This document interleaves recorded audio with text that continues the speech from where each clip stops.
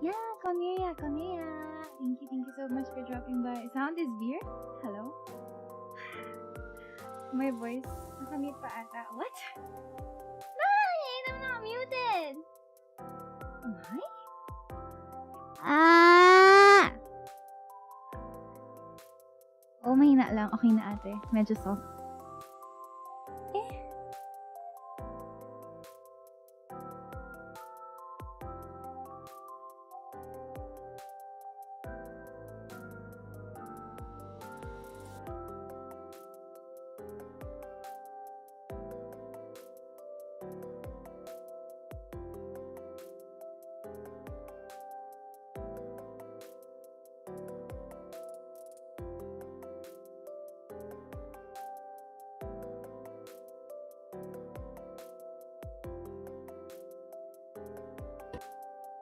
Hello? Is my mic alive now? Hello? Hello? Is it alive now? Oh my god. I'm pretty sure it should be alive now. Is it alive now? Oh my god, what is happening? it should be alive, yes. I think I accidentally unplugged it and then it got replugged and stuff like that. So right now my mic is like right next to me now, I guess. For some reason the audio issues have been happening so much more frequently now. I don't really know why.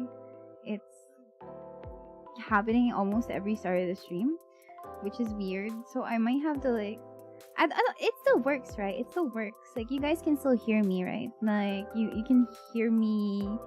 So I'm assuming that maybe I just need to refiddle with all of the settings again. I was wondering if I should upgrade it or if I should upgrade it, but like that's a bit too costly of an investment, considering that this thing still works, you know. So yeah, yeah, if it's still working, why bother changing? Conraya, have you greeted your mom a happy Mama Day? I've greeted my Live 2D mamas, and I have also greeted my IRL mama. So I hope you guys have had, well, it's already evening for most of the people who are here, likely if you're from the Philippines, but I think it's also like starting to be morning for people who are on the other side of the world. So like, yes, happy Mother's Day to you guys. I mean to your moms, not to you. Oh my god. Yeah, I meant like to your moms, not to you. Unless you're a mom, then sure. But like, yeah, happy Mother's Day. I hope you guys had like nice food or something, even if it's like a simple Mother's Day setup for food. May pabati kina tita ng Mother's Day. Yeah, I guess I'm a mom now. Oh my god, I'm so sorry. You bought your own cake. We bought cake for our mom too. I bought my mom Raza de Mercedes because, like, you know, for some reason it was like a cake that I was feeling for the moment. So yeah. Bigla ako naging pregana. I'm so sorry. I meant like, you guys get it. You guys get it. Don't worry. Anyway, so like yeah. I am a little bit I don't know, I'm okay, but like I feel like I'm a little bit rattled or jumbled in the head or something. I keep like making confusing statements every now and then. Pregarth. Yeah.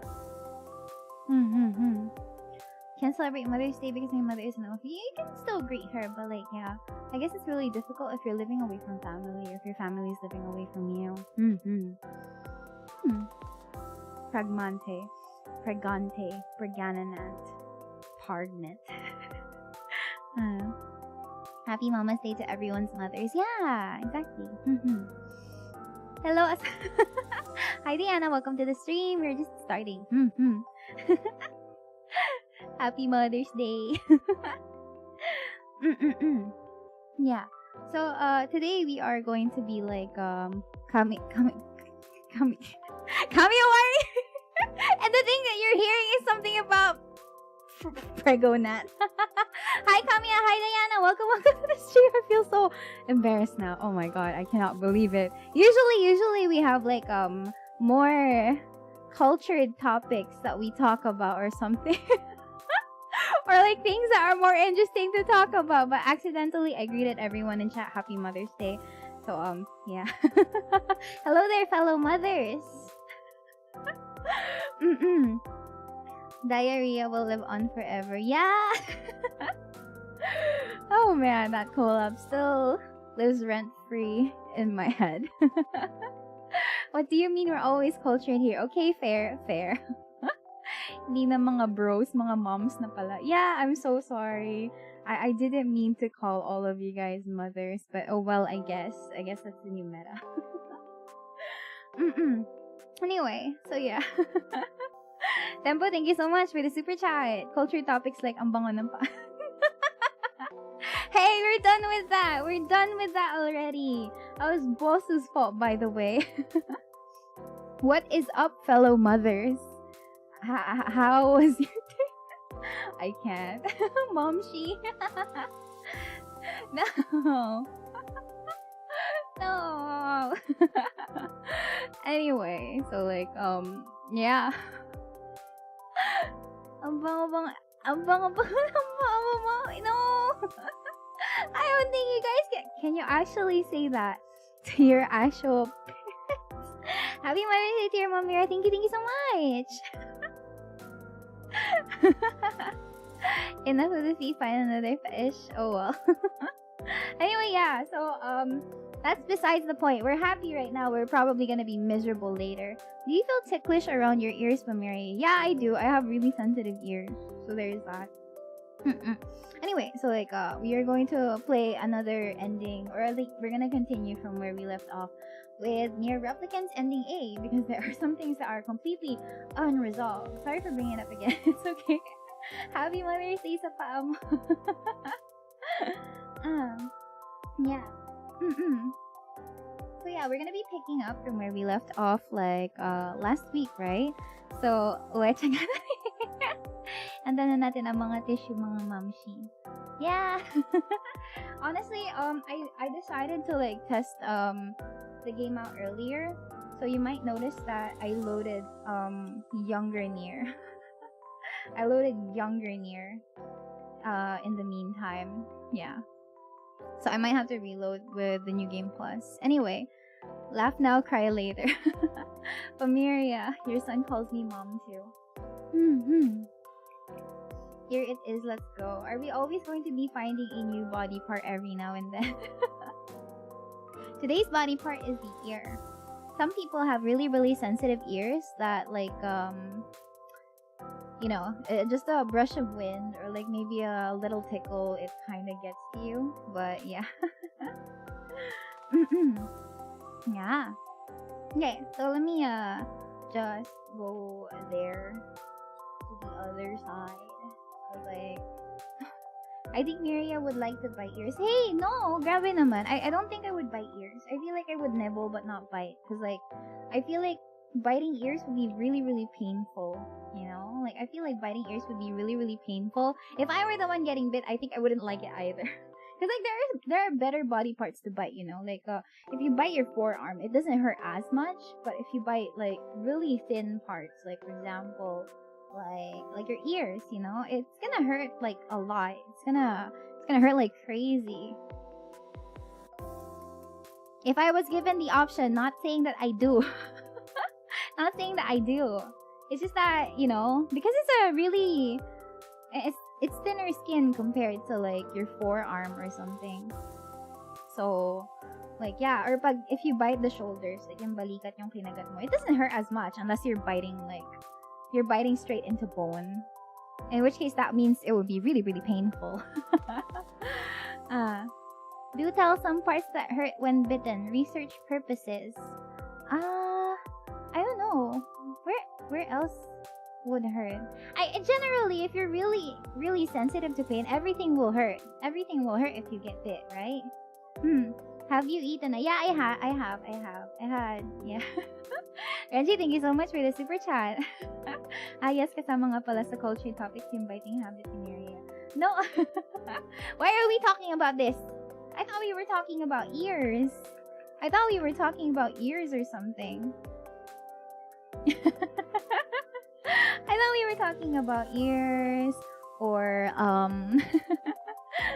yeah. Well, yeah. Okay, fine. Other parts won't hurt as much. I swear. I don't think other parts will hurt as much. Ear nibbling, yes or no? If I were reading like a shoujo manga or anything with a romance arc, I think ear nibbling would look really, really cute. I think ear nibbling would look really, really cute, I guess. What is the part of the body that you always bite? I don't have access to biting people or myself. I don't bite myself on a regular basis. What happiness will I get from biting myself? Is there a difference between biting muscular, bony, or normal body parts? If you're biting muscular body parts, I don't think it would hurt as much. But if you're biting near a bone, it would hurt because like areas where bones are prominent, such as your knees, your elbows, tend to have thinner, not necessarily tend to have thinner skin, but like because the bones are kind of like relatively protruding, it kind of means that you get to put more pressure onto the skin there when you bite. I don't think it is the right word there. Kung ayaw ng ear biting, ear licking. I mean, I guess if you are into that, that sounds cool. Yeah. Getting ears nibbled activates my neurons. Forced distribution. Yeah, exactly. Like bony body parts are usually have the tendency to bear the brunt of the force. At the same time, it's like a pressure sensitive area. Yeah. Miria, we found bite marks on deceased Bobs in your hospital's morgue. No! How do you have access to the morgue? That's the problem. Where did you get access to the bodies there? How did you get down there? Huh?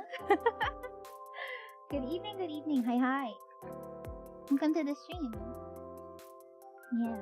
Anyway, so that's enough about ear licking and ear. Miming! Hello! Oh, I played Apex with you when we were on Bosu's stream. Yeah. I remember you. Good Gibraltar plays nice. Yeah. Okay. I entered through the vents. Huh? That's suspicious. Good evening. Hello. Welcome to the people who are just joining. We are going to be playing NIER Replicant, which I think we should do now. Because the most of the time, if we ever end up in really, really strange topics, it keeps going on and on and on a lot of the time. So we should get started. Miria Pro Apex? Not really. I don't think so. Bosu is usually like the person that I usually play with if I'm playing Apex. But like again, yeah, I haven't been able to play a lot of Apex recently. So the last time I played Apex was with Bosu's stream, and then I kind of sucked ass. Can hit people. Yeah. Unfortunately. Okay.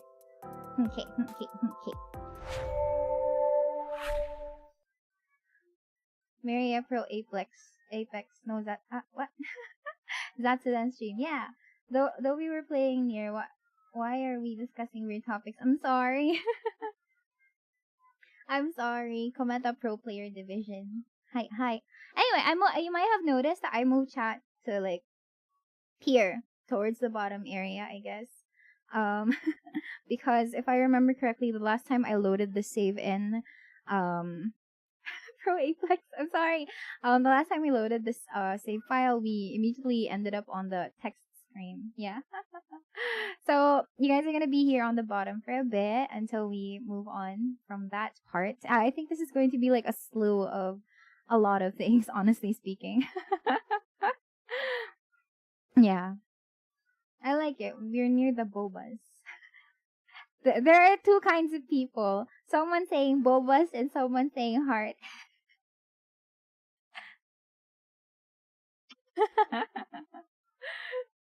Chat on Miria's laugh. There are two types of people. Oh, well, I guess that means if you guys are reading chat through this part, then you guys know what you're seeing. Anyway. Sorry, I'm the one who will say boba. Oh man. Okay. Okay. Ouch. Heart is always hiding. Heart is protected by the boba and the rib cage. So you guys should be fine. My heart should be fine. I mean, yeah. La na na na na na na na na na. Yeah. Okay. I Whenever guess I at this interacted point... with Kaine, Oh crap! Wait. I was reminded about something from my past. Maybe my mind has been confusing her with my sister this whole time. Anyway.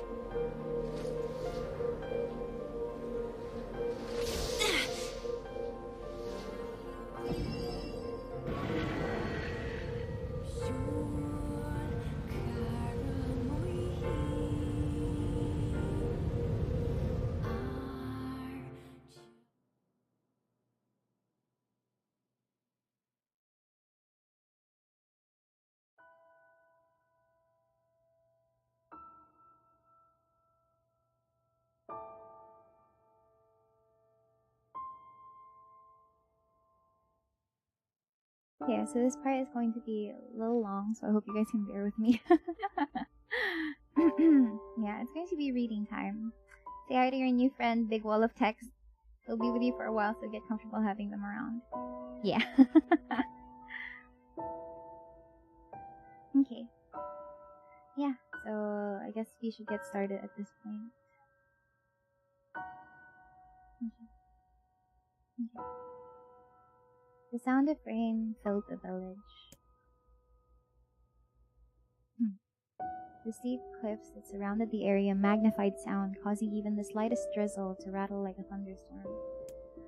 Thin wisps of smoke streamed from huts as the villagers huddled in their homes and waited out the rain.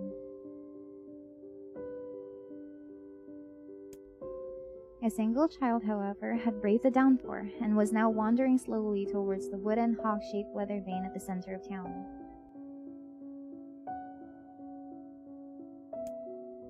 The wanderer reached the vane, which had existed for as long as anyone could remember, and stared. The child's face was simultaneously delicate and fierce, like a teacup that had survived a shipwreck. Those traits combined with pale white skin to give the face an almost sexless quality. If the beak turns east, I go home. If it stays west, then I... The child blinked. Rain slowly dripped down the young one's short hair and began its long descent to the ground. Come on. Come on. The child felt a slight breeze and watched as the vane slowly creaked to life, spinning this way and that for a moment. It finally settled with the beak pointing firmly towards the east. East? Really?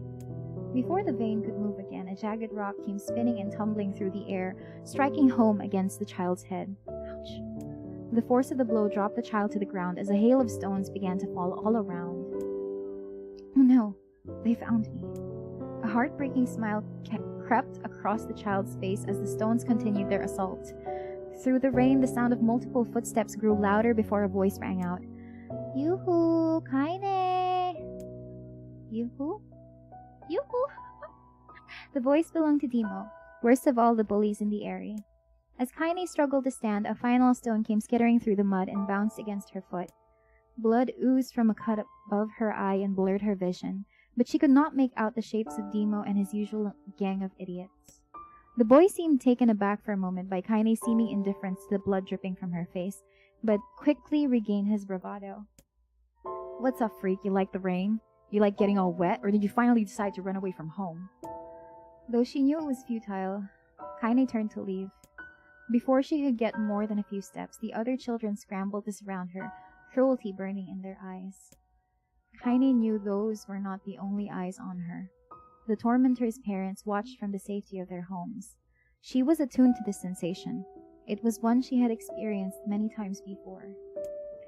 While some villagers simply turned a blind eye to the actions of their children, many encouraged it openly. In a society ruled by superstition and fear, Kaine was something to be hated, and if possible, destroyed. I didn't say you could leave, freak. Demo's words chewed at her like a worm through an apple. He can't hurt me, She lied to herself. Be strong. Be brave.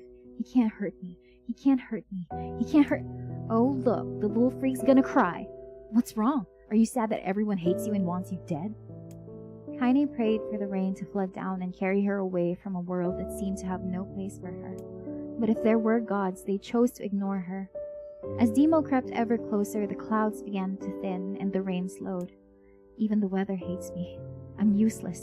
I'm a failure.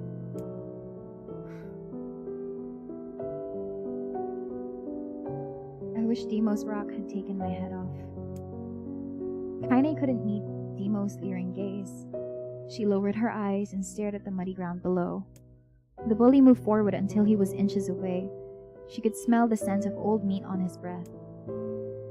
The boy grabbed Kaine's face with thick fingers and yanked it upward. She tried to turn away, but he forced her gaze back and jammed his thumb against her eyelid to pry it open. Show me. No. Did you just say no? Dino grinned evilly. You don't say no to me. No one says no to me. Not even taking his attention from Kaine, he called to his cohorts. Come on, guys, let's give the freak what she deserves. As soon as Demo finished, kicks and blows began to rain down upon Kaine. Demo paused, still grinning, as Kaine curled into a ball and tried to make the pain stop. I don't get you, freak. What you acting like a girl for, huh? Everyone knows what you really are. Kaine ignored the question, choosing instead to stare at the weather vane. It continued to point east, as if supremely confident about the future it had chosen for her. Go home? Yeah, that's a funny joke for someone with dead parents and no home to go to. Freak! Chanted the children. Freak! Freak! Freak! Kaine closed her eyes and listened to the rain, waiting for the pain to start again. As the clutching hands of the village children closed around her, she bent her mind to the sound of the rain, letting it become her world entire. The rain fell, but the pain never came. Only when the laughter of her tormentors turned to the terrified cries did she dare open a single blood-caked eye. Kaine was shocked to see Demo sprawled on the ground, holding his head and screaming in pain. She could see blood welling from the spaces between his fat, twisted fingers. Oh my god, he's crying. He's actually crying. Deprived of their leader, the other children glanced back and forth between themselves, as if waiting for someone to step forward and take charge. When no savior emerged, they began an uneasy shuffle away from Kaine. But the young girl was the least of their concerns. Instead, their attention was wrapped on the ancient woman standing a few feet away. After struggling for breath for a moment, she finally spoke in a voice thick with rage. Hurts like a bitch, don't it? Now I suggest you scatter before I throw another one. And if any of you little bastards ever touch my Kaine again, I'll do far worse than throw a rock.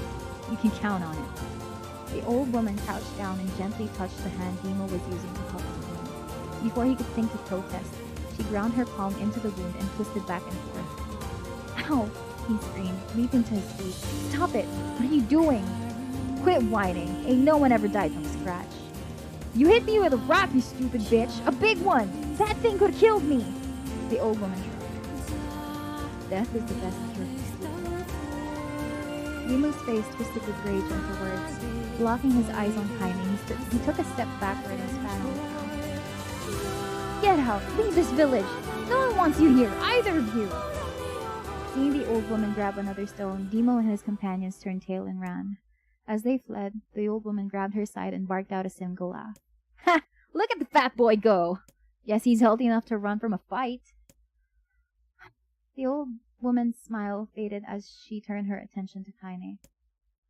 Kneeling down, she removed her shawl and placed it on the young girl's shoulders, then produced a cloth from the folds of her dress, and began blotting at the blood on her forehead. Oh, Kaine, she said. Why didn't you fight back?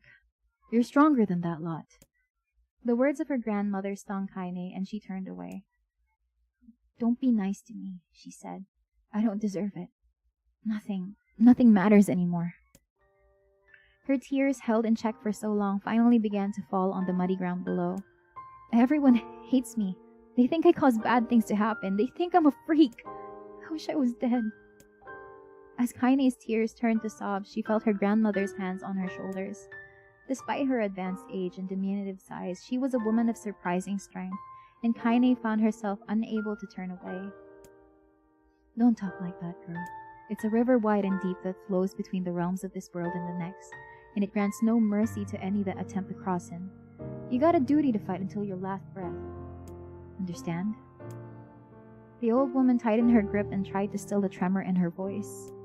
You know the pain of losing someone close to you, Kaine.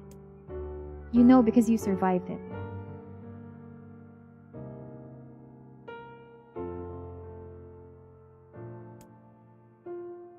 As the words hit home, Kaine was struck by the force of her love for the old woman. As a young child, she didn't even know of her grandmother, but when her parents died, the woman quickly accepted her as her own. Grandma, as Kaine called her, was cunning, vulgar, and quick to violence, and their first few years together had not been easy. But with each year that passed, Kaine and her grandmother had grown closer. However, it was only now, sitting in the mud with tears and blood caking her face, that Kaine truly understood the depths of her affection. Here was a woman who had seen hard times, who had seen death, who had fought through all these things and somehow emerged on the other side. If anyone could understand Kaine's pain and loneliness, it was her. Do I make you sick, Grandma? Of course not. Don't be an ass. Kaine drew her grandmother's moth-eaten shawl around her body and shuddered. But my body, it's not normal. If I was normal, then Mom and Dad wouldn't. Hush, interrupted Grandma. I will not hear another word of this nonsense. You're my granddaughter, and I love you. And if folks have a problem with that, they can just go to hell.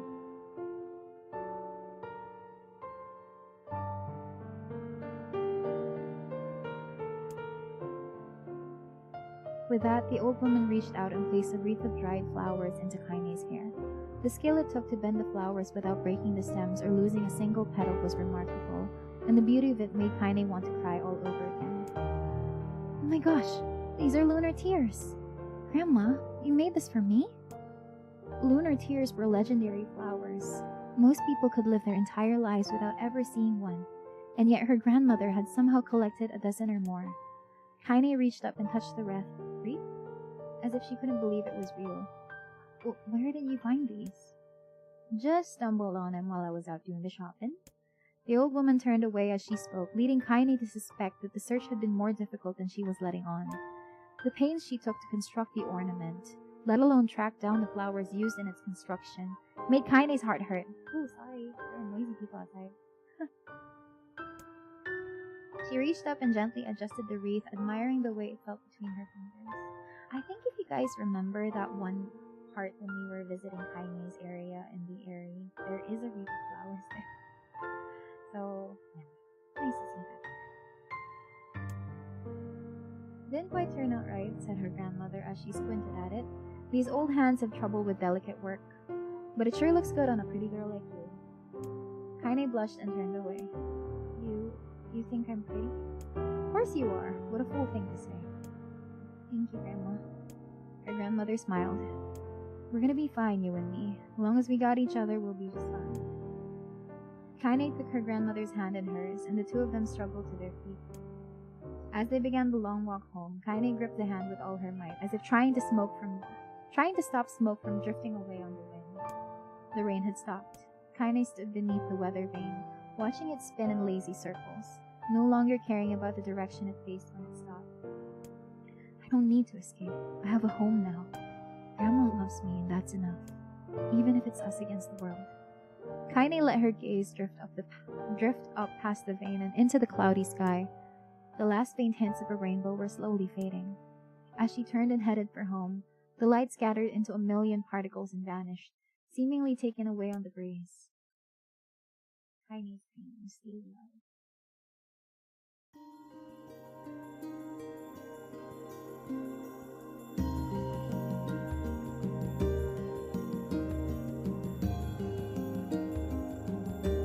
In the distance, Kaine heard the steady sounds of an axe striking wood.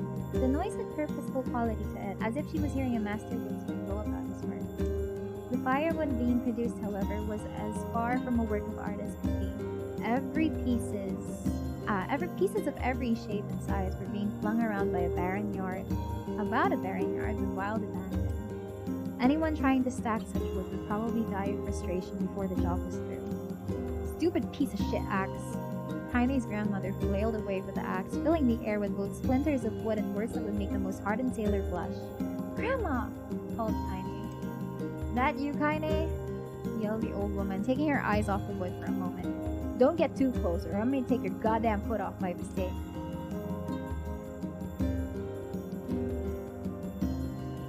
She brought the axe down on a piece of wood, sending chips flying in every direction. Once one passed Kaine close enough for her to hear the whistle, at which point she decided to step back. Once she'd scuttled to a safe distance, she cupped her hands around her mouth and shouted, "Grandma! Do you need help? I can get you water or lunch or a new axe or something." The axe, poised to strike another wobbly blow, paused in midair. The old woman considered her granddaughter's offer for a moment, then smiled.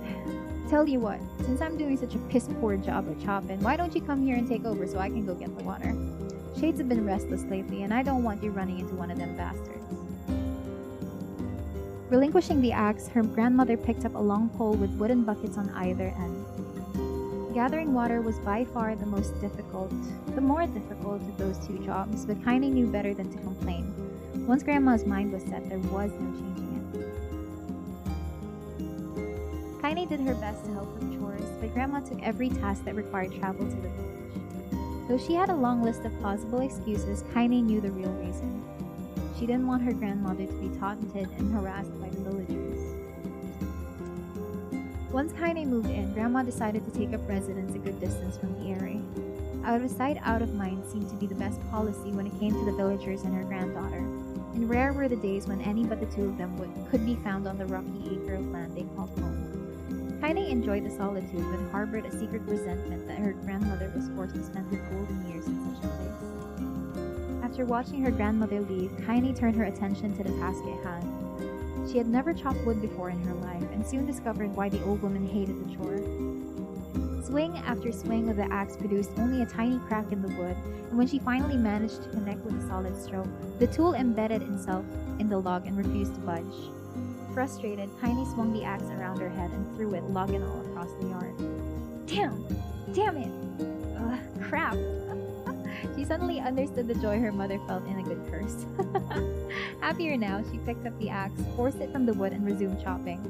She had a natural skill with the blade, but the task was challenging, and blisters soon began to form on her small pink hands. "This is tough, and my logs, are all weird sizes."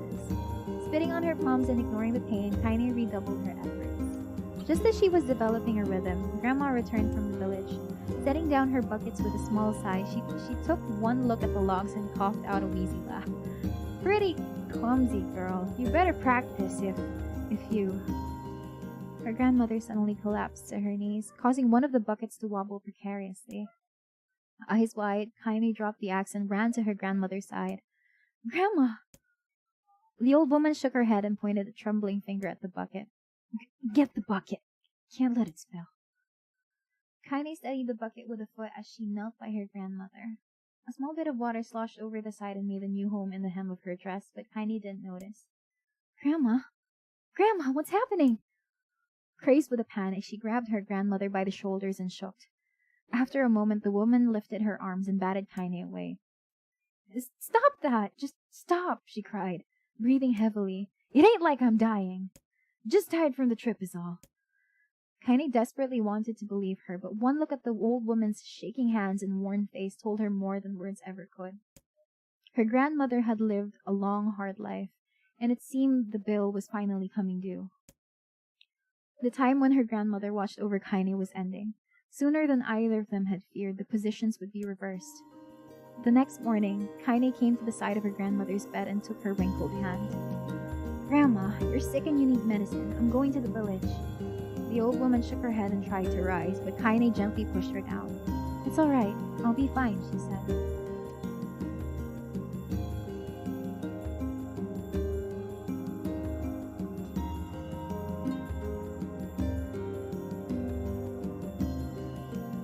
The grandmother fixed her with a gaze that could melt steel.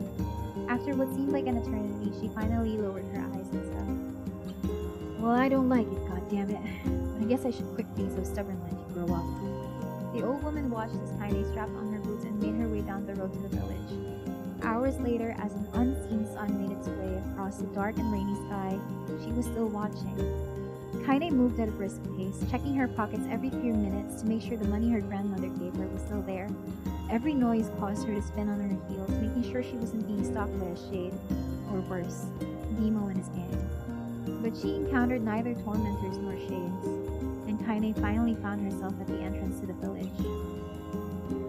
The few adults she could see glanced away sideways at her, then muttered to each other behind raised hands, slinking away into the shadows. Her heart racing, Kaine took a series of rapid, shallow breaths and tried to calm herself. I have to prove myself. I have to help Grandma. I have to be strong. She chanted those words to herself over and over as she slowly made her way. Finally, her eyes settled on a rotund older woman who was angrily waving her arms in the air and telling anyone who would listen exactly what she thought of Kaine's presence. "Hey, lady," said Kaine with a bravado she did not feel. "Where's the apothecary?" The woman's flabby cheeks shook in bewildered anger. "How dare this thing speak to me?" they seemed to say. But Kaine saw that her eyes held a different emotion. Fear. "Yeah, we're both scared, lady. Trust me on this one." "Which way?" Kaine repeated.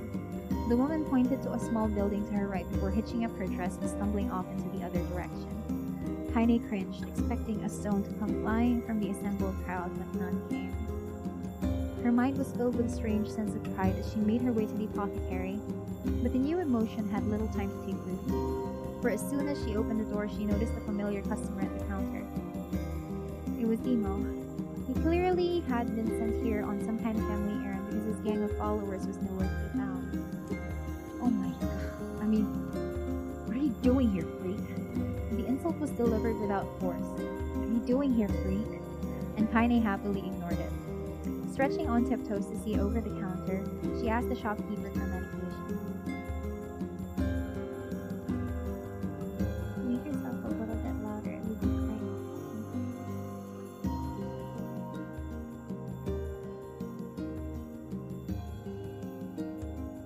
"Ah," barked Demo. "Did that old bitch finally keel over?"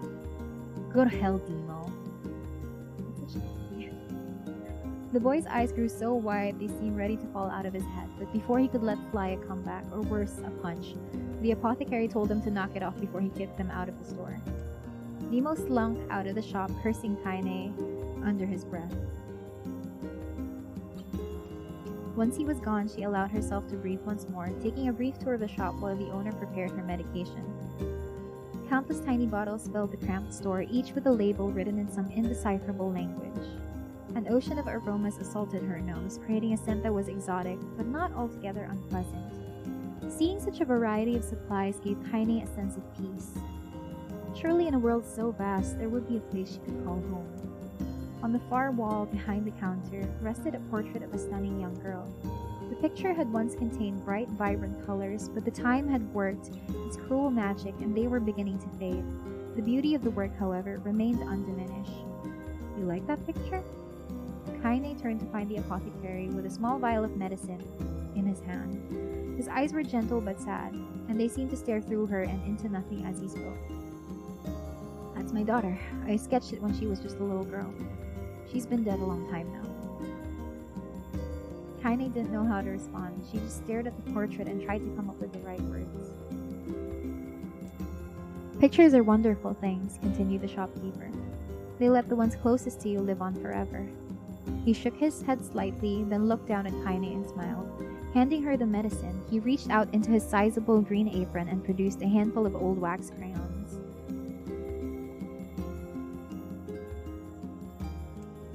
"You should have these. There's no one left that I wish to draw." Kaine took an instinctive step back, causing the shopkeeper's face to darken.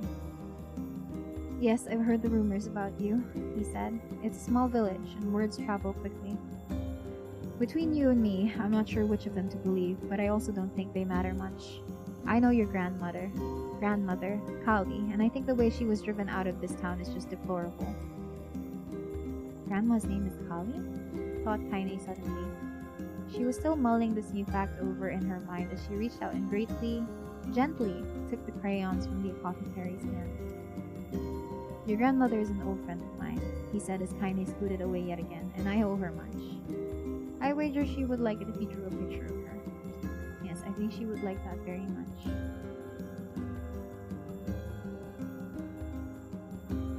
Kaine murmured a quiet agreement, but inside her heart was bursting.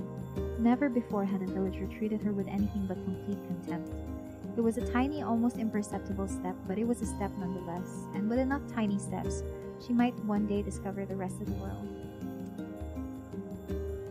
When Kaine returned home, she found her grandmother asleep. Asleep in her bed. Her feet were blackened and raw, even bleeding a bit in places, leading Kaine to think that she had been pacing around the room until exhaustion finally caught up with her. She placed the medicine by her grandmother's pillow and turned to leave, but found the old woman's hand clasped around her arm. "Back already, are you?" asked her grandmother with a yawn. "Come here, let me have a look at you." Grandma sat up and examined Kaine from head to toe. Finally satisfied that nothing terrible had befallen her grandchild, she leaned back and allowed herself to relax. "Well, how was it? Those bastards give you any trouble?" "It was kind of fun," said Kaine with a small smile. "No, seriously, it was." "Fun, eh?" asked her grandmother in a voice which implied she believed anything but. So anytime you need me to run an errand, just let me know." As she spoke, Kaine removed the crayons from her pocket. After a brief explanation of their source, she informed her grandmother that she was going to sketch her portrait. "A portrait of me? Ridiculous. No one wants to stare at a wrinkled old crone." "But Grandma, it'll make you live forever." "Horseshit," said her grandmother, throwing back the sheet from her bed. "Living forever would just piss me off. Now put those crayons away and help with dinner."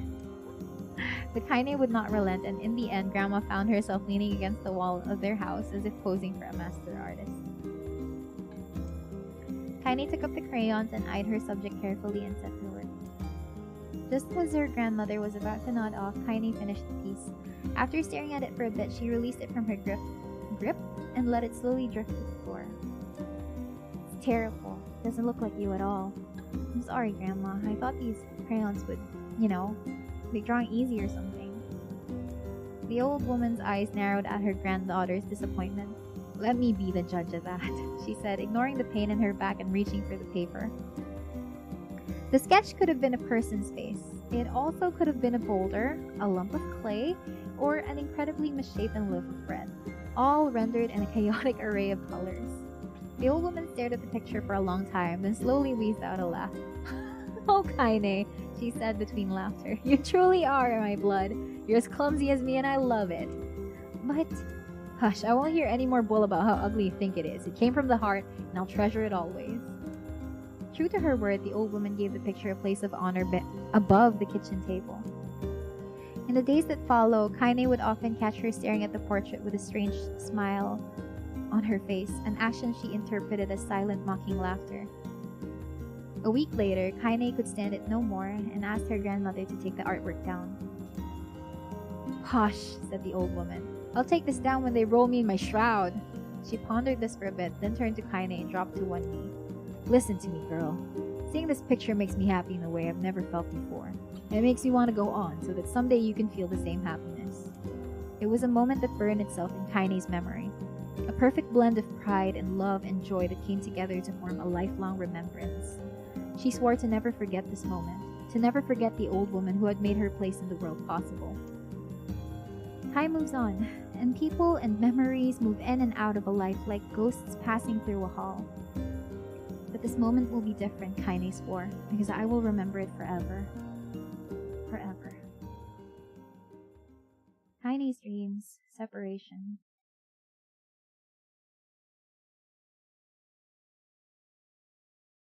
Kaine listened to the sound of crackling firewood and stared at the black object on her plate. She'd been pushing it around the wooden disc for a good 10 minutes, ignoring the bemused stare of her grandmother. Finally, she summoned her courage and gave the object a brief sniff. A sharp, bitter scent flew up her nostrils and made its home there, causing her face to twist with disgust. "Grandma, I can't believe you want me to eat a bug." The old woman threw some more wood under the cooking pot and snorted. "It's no bug, you fool girl. It's a berry." "Why the hell would I be feeding you bugs?" Yeah, well, it sure looks like a bug, said Kaine. And I think it's burnt or something because it smells terrible. With that, Kaine held her nose and threw the berry in her mouth, chewing as little as possible. Oh yeah, that's terrible, alright. Why, you little brat, laughed the old woman. Look at the sass on you. You've been spending too much time with me, and that's a fact. 5 years had passed since the moment when Kaine's grandmother saved her from the bullies. As is often the way with two stubborn people, their relationship had grown in fits and starts, but moved forward all the same. Meals that used to be somber affairs were now filled with laughter and hurled abuse in equal measure. Kaine could not remember a time when she had been happier. As the years went by, Kaine started to shoulder more and more of the daily responsibilities. Her grandmother's legs grew weaker by the day, and she could no longer do many of the chores she used to take for granted. And so this morning found Kaine lacing up her work boots with a breakfast of burnt berry rolling through her belly. "Where are you going today?" asked Grandma suddenly. Kaine looked up, surprised. The old woman rarely asked for specifics anymore. "Well, I was gonna check out the kelma trees and see if they were ripe. I thought we could make some jam or something. Oh, and I'm gonna pick up some flagstones, so I'm gonna take the wheelbarrow." Flagstones? What in the hell for? Kaine stared at her grandmother, then held out an arm and swept it around their home. Constructed mostly of cloth, rope, and rubble, the old place sagged like a boxer in a final round. "Grandma, a dying cat could chew through this house. I'm going to build a stone wall so we have some protection." The old woman laughed, exposing her toothless grin to the world. "God damn, girl, if a bunch of thieves wanted to ransack this old place, let them come. We got nothing worth stealing anyway." "I'm not worried about thieves. I'm worried about shades. People saw one west of the village yesterday." The old woman tilted her head and stared at her granddaughter. "Well, shoot. I don't know why you have to do it today. We can worry about some other—" "Grandma, no. If I don't go to the kelma trees, we won't eat tonight. You know that." A confused expression passed across the old woman's face, and for a moment she was a small child lost at a carnival. "Yes," she said after a bit. "Yes, of course you're right. I'm sorry, Kaine. Lately, it seems my mind is—" She didn't finish the thought, instead walking over to her nightstand and gently taking the wreath of lunar tears from the jar. The flower's petals had aged to a brilliant whiteness, and Kaine thought it was more beautiful now than the day she first received it. "You're gonna be a true woman soon," Grandma said as she placed the flowers in the girl's hair. "So that means less chatter about shades and building defensive walls, and more talk about how beautiful you've become." Annoyed, Kaine reached up to remove the garland, but the look on her grandmother's face stopped her hand. "You're a beautiful thing," said the old woman, "and there ain't another like you in the world. I'm very proud of you." "Okay, Grandma, that's enough goddamn compliments for one day." "Such a mouth on you! Where did that come from?" "Gee, I wonder." "I'll teach you to sass me, girl," yelled Grandma. Suddenly, she lurched forward and grabbed Kaine by the ears, pulling her around the room with a crazed grin on her face. "Grandma!" yelled Kaine in a quaking voice. "Grandma, stop it! What the hell?" The old woman stared at her and blinked, then slowly held her wrinkled hands out as if it was the first time she had ever seen them. Oh, I don't know what happened there. Sorry, girl. Sometimes my mind just..." Kaine thought the look on her grandmother's face was the most heartbreaking thing she had ever seen. "Listen," she began. "Maybe I should stay home after all." "No, I won't have you stay here to keep an eye on an old codger like me. You go get your fruit and your wall and whatnot. I'll be fine. And when you come back, I'll have a nice grasshopper dinner waiting for you." Kaine rolled her eyes, then kissed her grandmother on the forehead and made ready to depart, trying desperately to ignore the worry that was gnawing at the walls of her heart. Kaine could feel the old woman's eyes watching her as she moved down the path. Don't turn around, she told herself. But in the end, the temptation was too great. She spun on her heel for one final look and saw a small, bent woman standing in front of a ramshackle hut with a sad expression on her face. Gods, she looks so old now. It's like the wind could reach down and just carry her away. Kaine worried about her grandmother all day, causing her work to suffer. What little fruit she could collect was tossed carelessly into the wheelbarrow, and she only found a couple of stones before losing interest in the project. Finally, as dusk approached, she decided to call it a day. Cursing herself for the lack of focus, Kaine pushed the nearly empty wheelbarrow back down the path. As she crested the final hill, she suddenly froze suddenly froze in place. The wheelbarrow fell from her fingers and collapsed on its side, sending a few pieces of wrinkled brown fruit rolling down the hill. Her gaze was transfixed by a thick black cloud that hovered just ahead, tracing its path with a finger. Kaine suddenly felt her stomach knot in on itself. No. Oh gods, no! Her grandmother's house was ablaze, the flames licking up as if trying to touch the sky itself. Grandma! Grandma! Kaine ran then, faster than she had ever moved in her life. Once she tripped on a stone and went sprawling into the rocky ground, but she leapt to her feet and continued running, unmindful of the blood that spilled from her wounded hands and knees. As she got closer and closer, Kaine's mind began to race in time with her footfalls. It's too dark. Too dark. Not just fire. Can't be fire. Too much smoke. Gotta save her. Gotta save her. She burst into the front yard and came to a sudden halt, her worst suspicions confirmed. The smoke from the fire was mingling with the thick, inky blackness of an enormous shade. The massive creature supported itself on 3 twisted feet and achieved balance through means of a large armored tail. Scales, horns, and claws sprouted from its body in a random chaotic pattern, giving it the appearance of a lizard designed by some insane god. Seeing Kaine, it let out a roar and flicked its tail, sending small whirlwinds spinning around the yard. For a moment, the creature retreated into the shimmering, inky blackness, as if her mind was unable to comprehend that such a thing could actually exist. But then the smell hit her, a blend of rotted meat and excrement, and the rotten horror became real once more. The creature bellowed again, and this time Kaine responded with a scream of her own. You bastard! She thought her scream echoed off the high cliffs around them. It's you or me. Let's go. The shade eyed Kaine with bemused interest. Then it began looking from her to the house and back again, as if urging her to look at the destruction it had so gleefully wrought. With dread burning in her heart, Kaine glanced towards the house. Through the smoke and flames, she spotted a small figure struggling to escape the ruins. Grandma! At the sound of her voice, the old woman began waving frantically. She's alive, thought Kaine. Alive! Kaine's legs sprang back to life as she raced across the yard towards the flaming wreckage of the house. Before she could advance more than a few steps, the shade opened its mouth and let out a roar powerful enough to uproot trees and send them flying. The blast sent Kaine tumbling through the air before smashing her against the rocky earth. Stars danced in front of her eyes as she tried to remember how her legs worked. Get up! Get up! Get up! Get up! Get up now! As Kaine struggled to her feet, the shade stomped towards the house and pinned her grandmother to the ground with the tip of a claw. The old woman struggled to move the claw from her stomach, but she might as well have been pushing a mountain. She coughed briefly, sending a small spray of blood into the air, then collapsed to the ground, her energy spent. Kaine lurched to her feet, only to fall back to the earth with a gasp. Her ankles were on fire. One or both of them were surely broken. Ignoring the pain that screamed through her body, she began dragging herself across the ground, leaving a drunken trail of dust and blood in her wake. Grandma, hold on, just a little longer. Her grandmother's face was turning blue, her eyes rolling back until the whites were exposed. Kaine pulled herself across the ground with maddening slowness, distance seeming to increase with every second that passed. The shade glanced between the two women and flicked out its tongue, its giant mouth turning up at the corners. Short, panting breaths belched from somewhere deep inside its core. Bastard, laughing at us. She had no idea how such a mindless creature could experience emotion, but there was no doubt the shade was taking joy in their suffering. Yeah, I see your plan. The shade moved its claw slightly, allowing Grandma to breathe again.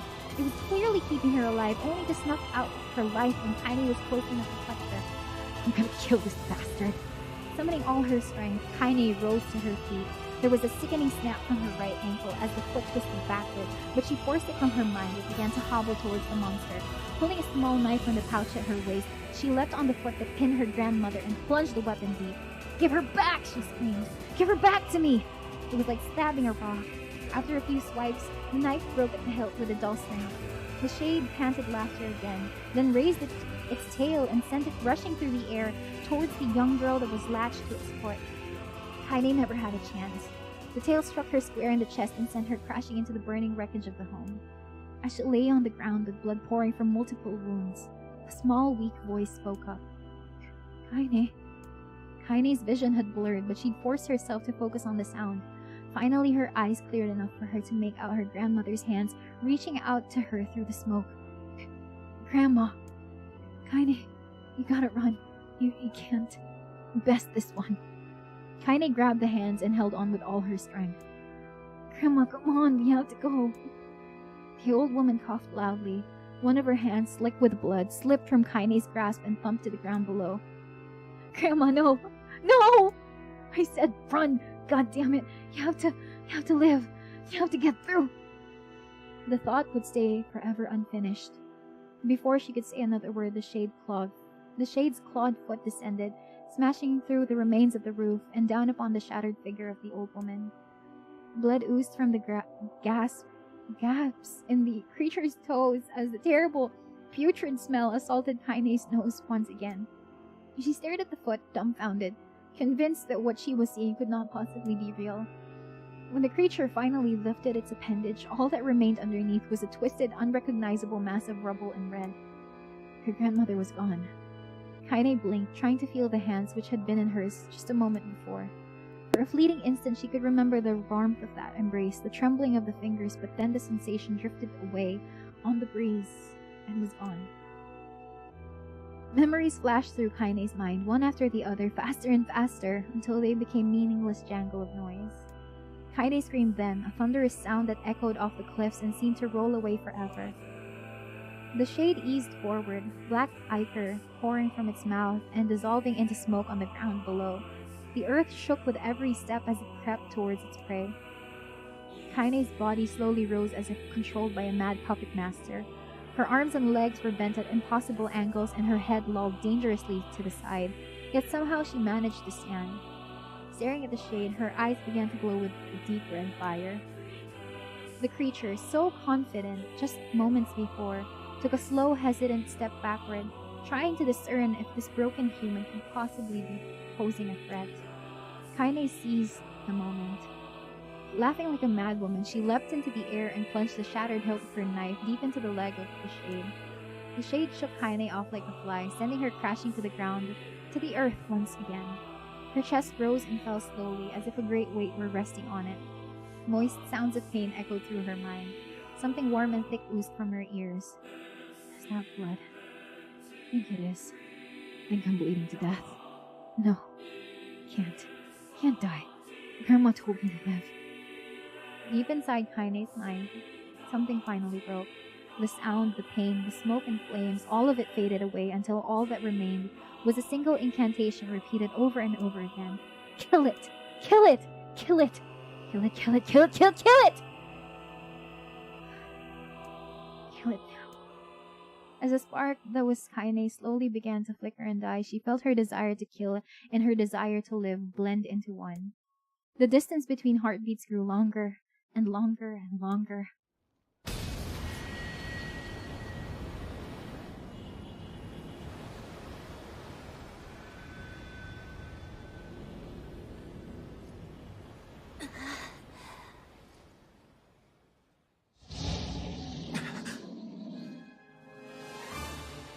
The beast approaches. Oh, I know. Happy Mother's Day, Grandma.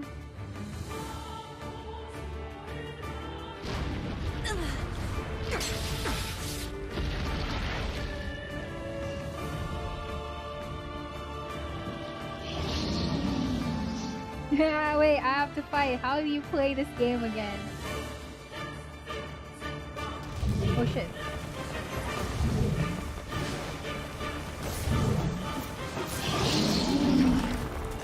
I don't know if the game got Anger this aggressively. creature must have. How did it even survive these past 5 years? I'm not gonna let this happen again. It dies today. I forgot how to play. My sword feels lighter. It's not the blade, but the skill of the user. Strike it down. It feels lighter because I'm using a single-handed weapon. What are you talking about here?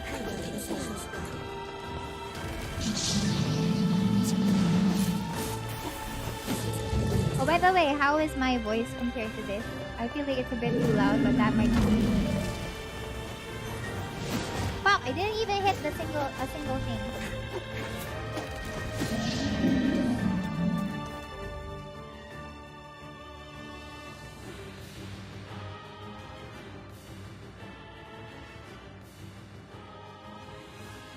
Your voice is cute now. What do you mean my voice is cute now?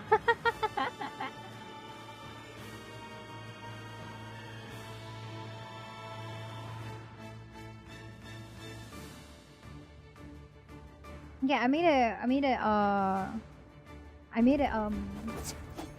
lower now.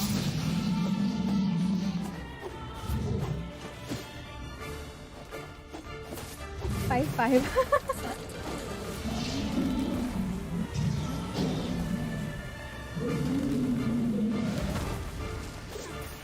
There we go.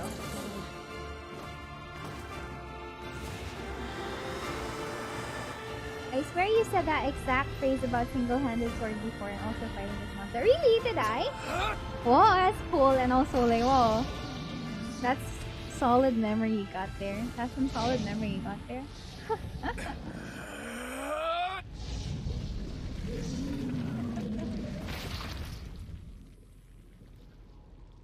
Very deja vu.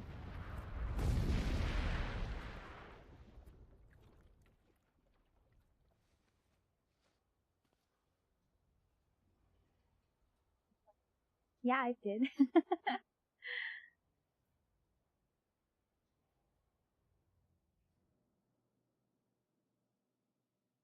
Oh, Kaine's dream encounter. Wait. Oh, okay. There's still more. Gently. Wait, why did I hear a voice? Oh my god. Hang on. I let go of the reading voice. I let go of the reading voice. Give me a sec. Let me do let me do that again. I'm gonna do my reading voice. Okay, I'm gonna do my reading voice again. Sorry. Suddenly there was a game, so like I had to move things around. Anyway, for the people who were saying hi earlier, hello. I don't know if you guys are still there, but hi again.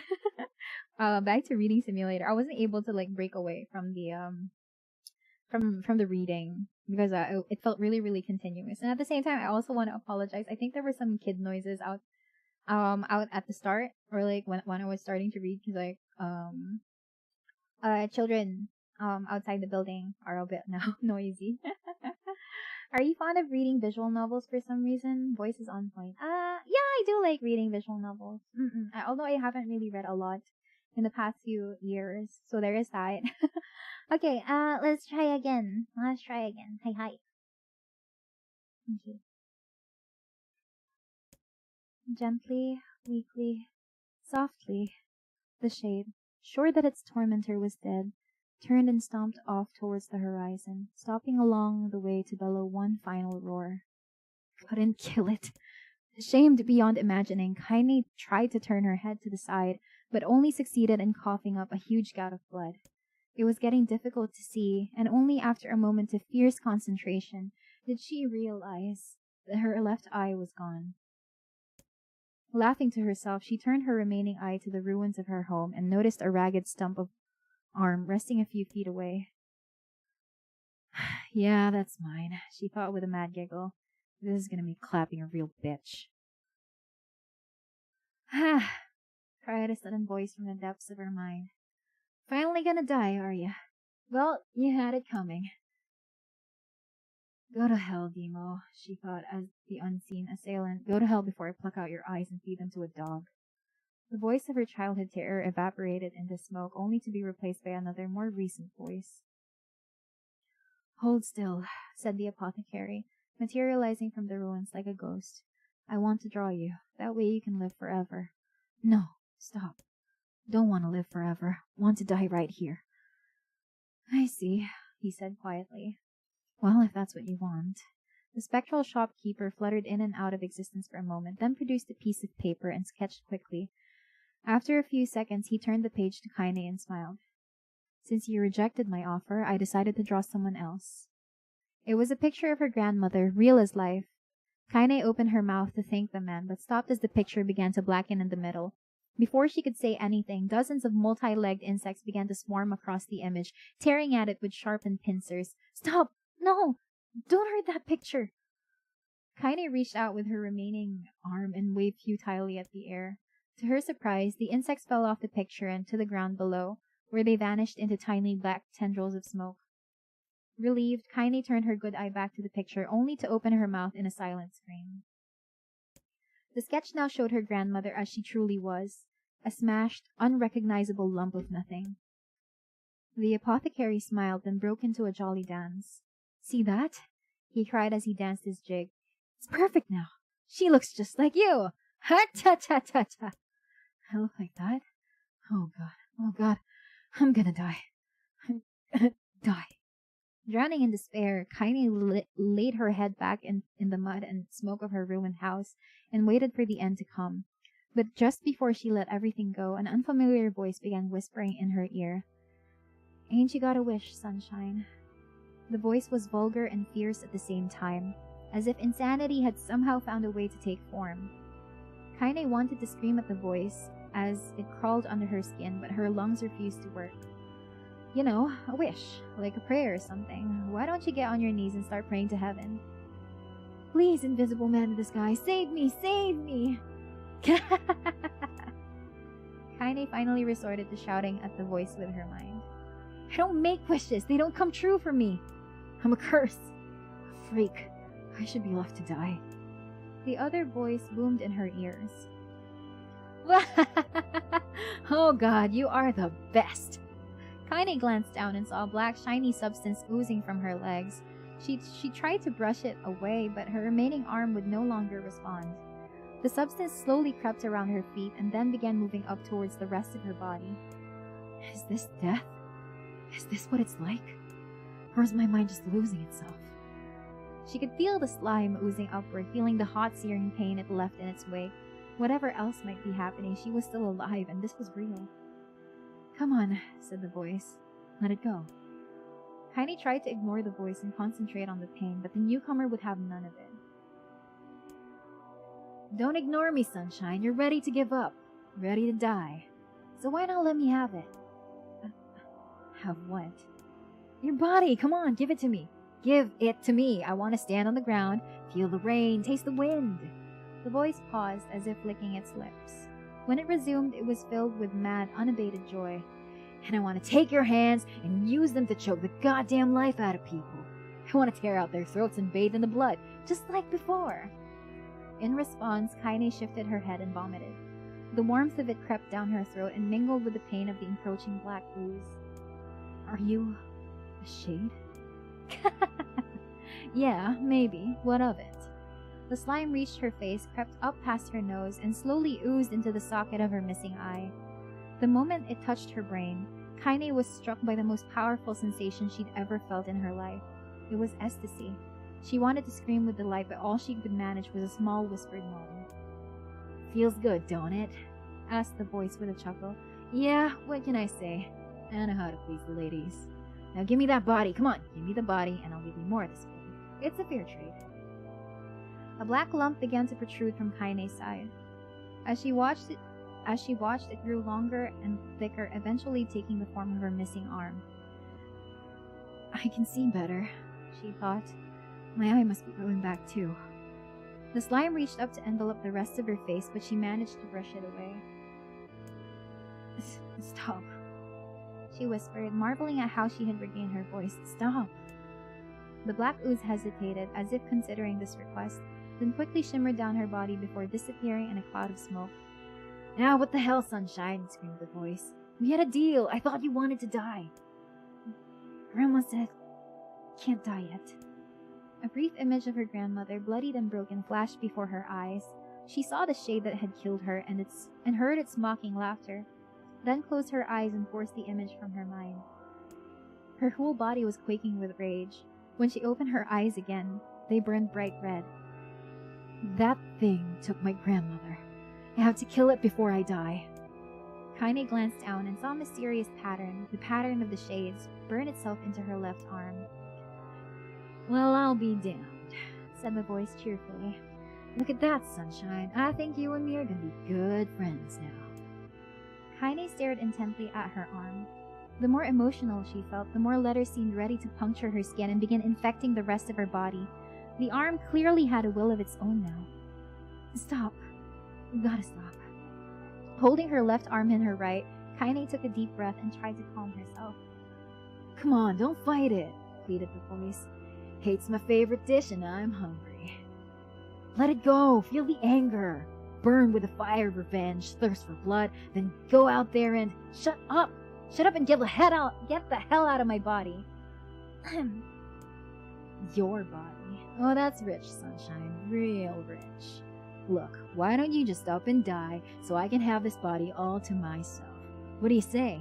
I bet those buddies of yours in the area would love to see you dead. Kaine grabbed a nearby shard of glass and tried to saw off the shade-infected portion of her side. Before she could, her darkened arm grabbed her right wrist, crushing it. Kaine screamed and dropped the shard as the sound of bone crunching on bone filled the air. Stupid idiot girl, you're possessed now, Sunshine. There ain't no going back. The voice laughed again, a loud, long wail that seemed to go on without end. Possessed? Whispered Kaine. Yeah, possessed. You and me? We got what you might call a timeshare arrangement. Remember how folks used to think you were a freak? Well, wait till they get a load of you now. Kaine looked up, tears in her eyes. The sky seemed smaller somehow.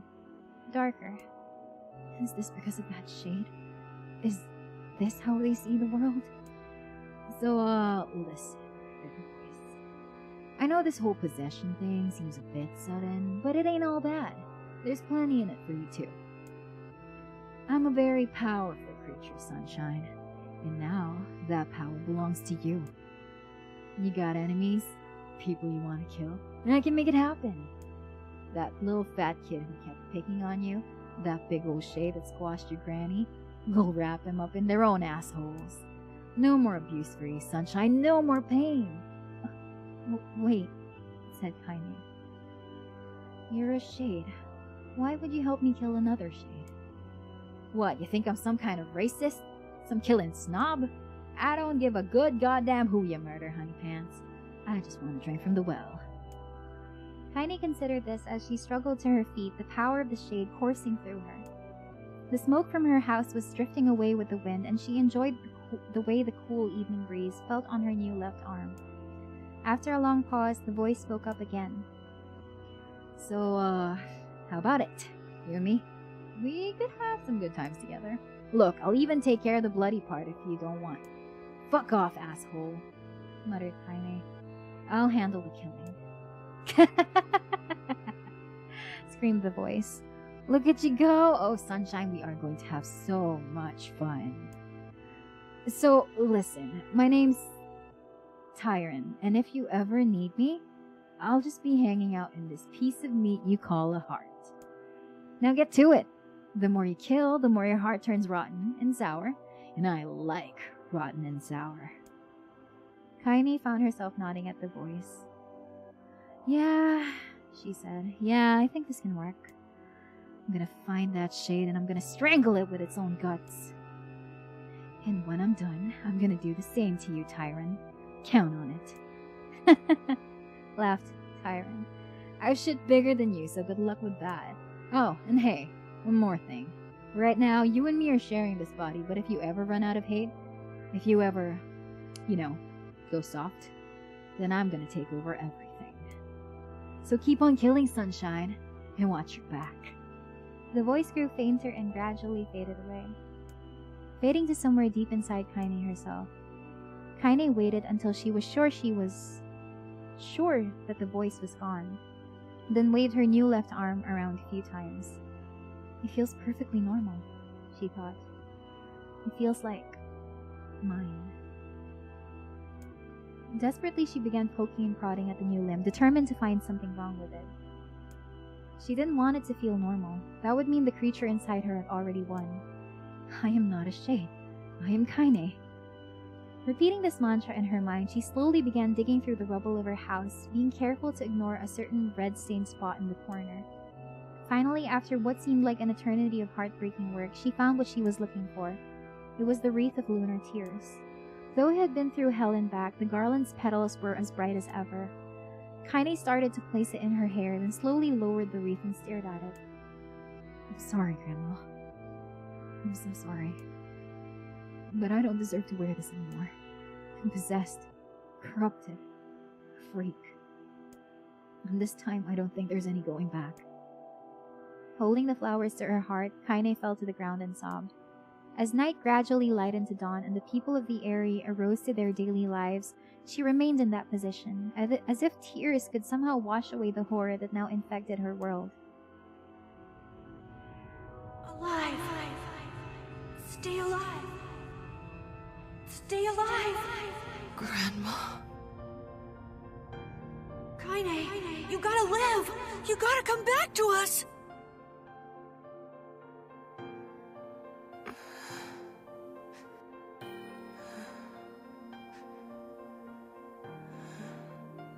Oh, hey.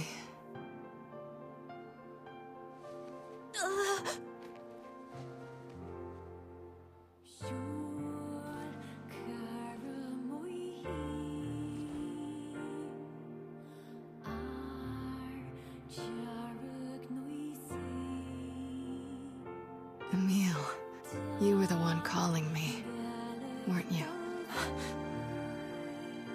You still recognize me? Of course. I knew you right away. Thank you, Kaine. Welcome back, Kaine.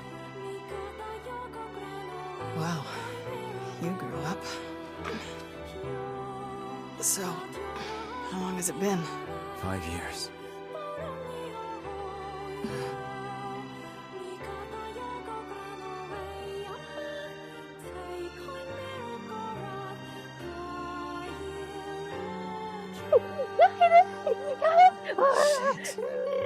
That's a long Kaine, time. oh, so pretty. Shit, that's a long time. Man, it's hard seeing Kaine like this. Dude, guys, come on, look, kinilig. Of course, look, when she looked at NIER, right at that moment, she was staring up at him. Her eyes were so wide, and it was sparkling. Guys, it was sparkling. She was so beautiful the moment that she finally looked at me. Oh no, he's hot. Same pa rin yung kilig, yes. I think I had the same reaction when we got to this part. I think the last time.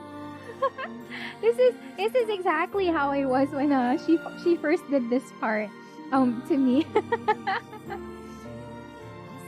And I stand his job looking at girl out here.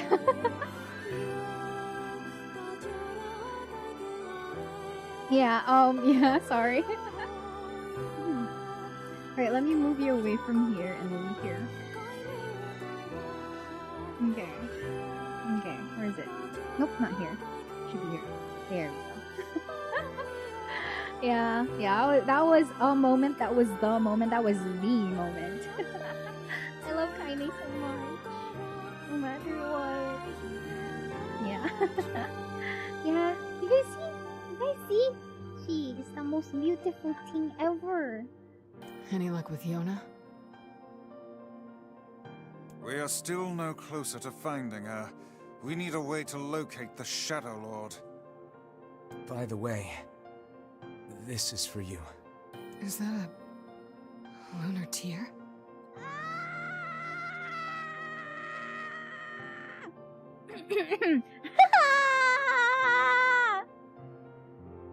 Man. Is this a lunar tear? Knowing how much it means to her, you know. Insert, you're as beautiful as the day I lost. Oh my god, that line. That was from like How to Train Your Dragon, right? Yeah. Deja vu? Wait, did I also scream? Miria na hawa ko. I live for these moments, okay? Minsan lang tayo masaya. Ano ba? You all know how this ends. You all know how this ends. Tarigis, kala ko may sumisigat sa labas. This is exactly as it was before. Yes, you fangirl. Because I love her. Because I love her.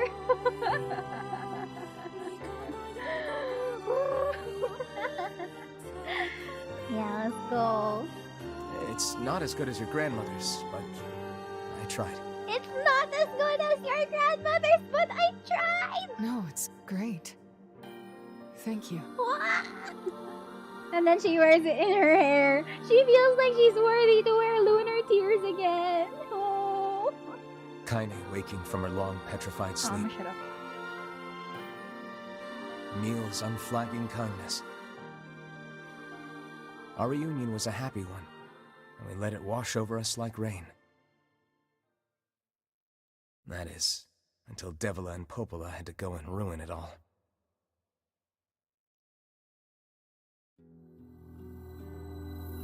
Are you kidding me? You can't be serious! Dito na lang walang katabi si Miria, baka nahataw na si Miria. Pag kinikilig pa naman ako, like, for fans or for some other people, hindi naman hampas, pero like, I end up like being very shaky with my hands. yeah. Not really hampas, okay? Not really hampas. So like, you know, I need to like pinch something or squeeze something or giggle. Yeah, I think the term is giggle. Nakakagiggle. Please try to understand. People are tired and scared, and I'm sorry. I'm sorry you have to bear the brunt of that. This is crap, and you know it! It's okay. We can sleep outside. No one's sleeping outside. You and Kaine saved this village, and now they want to run you out? People are afraid of us. And really, I understand. I mean, look at me. As long as you're still with us, I can deal with it. Right, Kaine? I'm used to sleeping outside. I'm used to sleeping outside, weighs really heavily because she does sleep outside. But... We'll see you later. At least you don't bite kapag kinikilig. Yeah, I do other things with my hands. Sorry about this.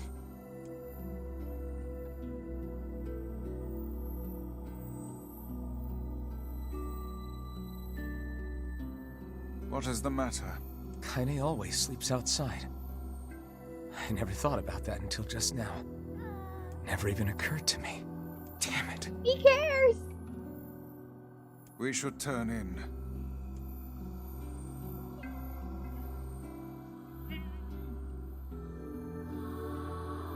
I didn't get much sleep that night.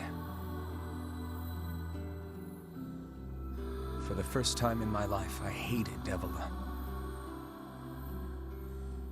For the first time in my life, I doubted Popola.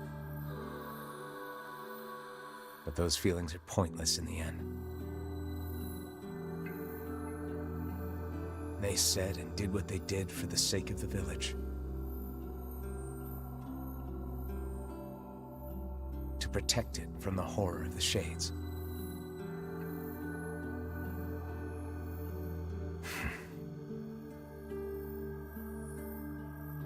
Really, how can I blame Devila and Popola? You can. You can blame them, Neil. You can. In the end, I'm just as bad. Because I never once stopped to think about Kaine and Emil's situation myself.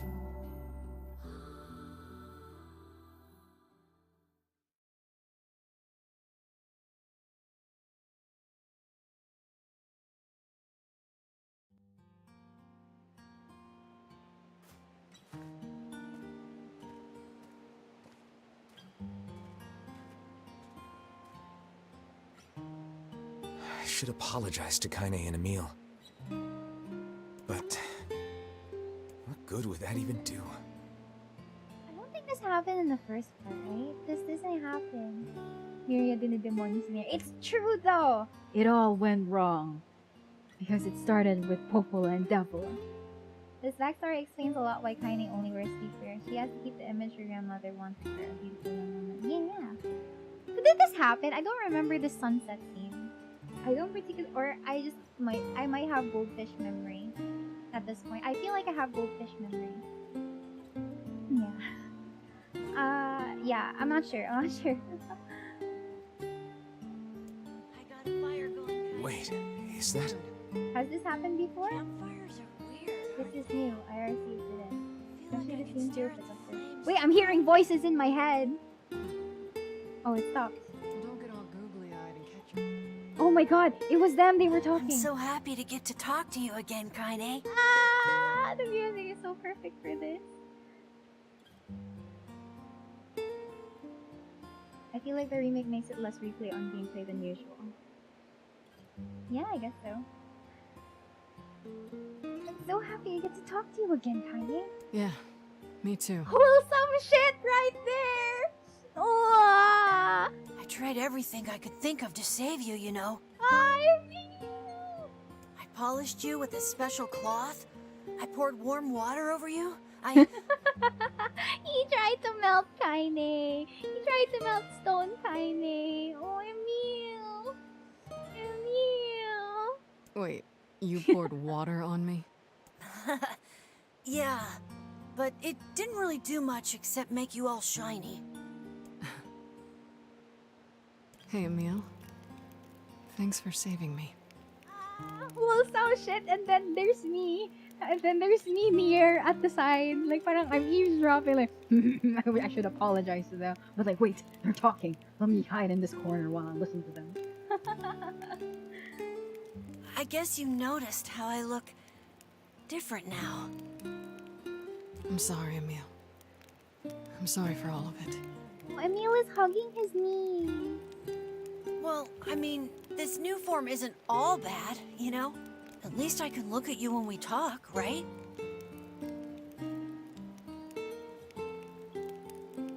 Wait, is Kaine sitting leg over the other in that position? She's like cross-legged, but then sitting on a rock. Hearing Emil talking happily again. Yeah, may pagkamaritas din pala si Mir. Hey, so why don't you tell me something about yourself? I'm not very interesting. Sorry. Are you seeing this perspective now, chat? Are you seeing what I'm seeing? Oh my lord. Yeah. I'm not very interesting, sorry. Come on, I just want to know you better. Please? Kaine! Ooh, I'm glad my face isn't making harang. My face is right over here while Kaine's over there. Yeah, I think last time I ended up like blocking her butt entirely. There was this one stream where there was a cutscene and it was showing off her butt and my face was in the way. I'm sorry about that.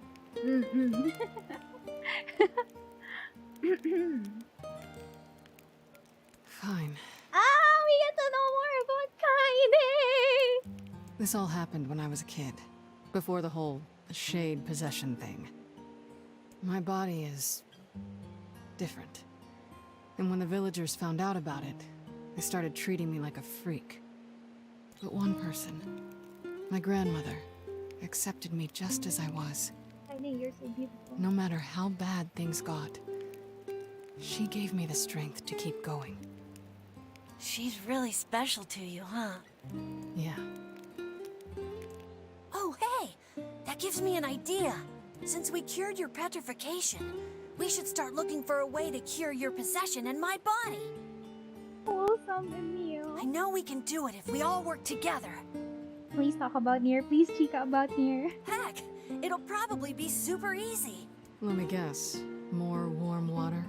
Okay, can we just forget I told you about that? No! I didn't get to hear any chica about myself. Oh, aha. Insight from the NIER side.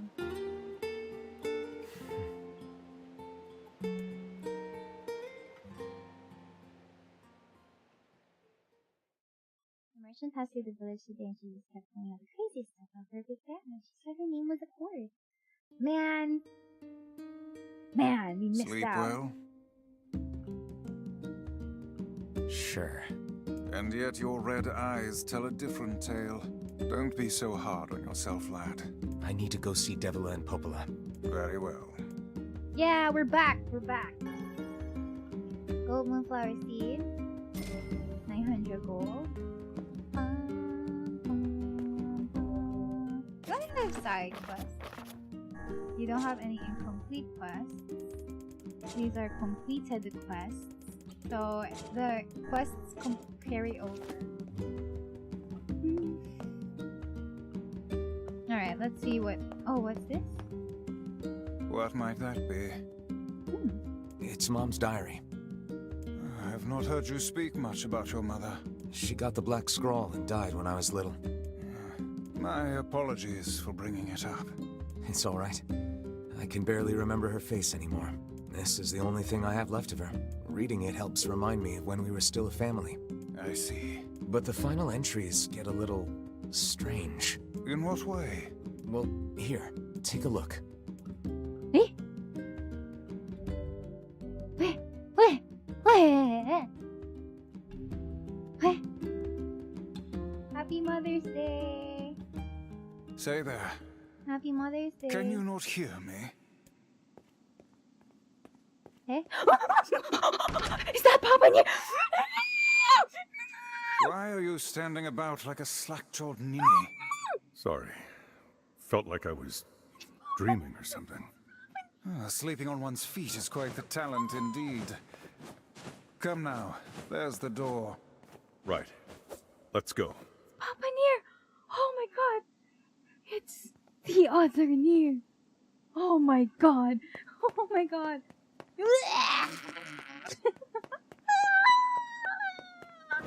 Wait a freaking second. Oh my god, it's here. It's Papa Nier. Proceed beyond this point, and you will be unable to save until the battle is over. Do you want to go through this door? Wait, I don't think I have the strength. I thought we were... How far can I go from the doors? Oh, up until here.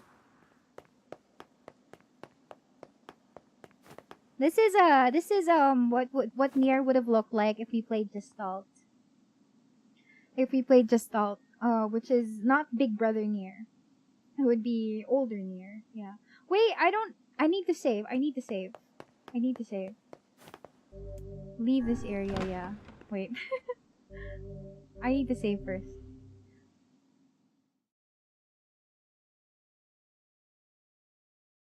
And literally walked into the flashbang dimension.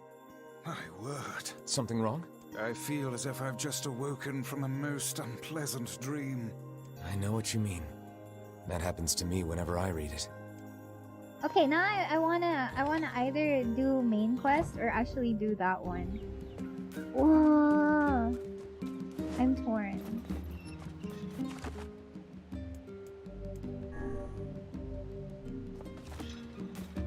I recommend you do that actually. I'm torn. I do want to. Also, it's like a memory of your mom if I pop on you. Please access something cool. I was thinking if I should do that today or some other time, but let's harass the chickens first. Yeah, fly, chicken, fly! Anyway, okay. Well, it's Mother's Day. Okay, fine. Stream idea, I guess.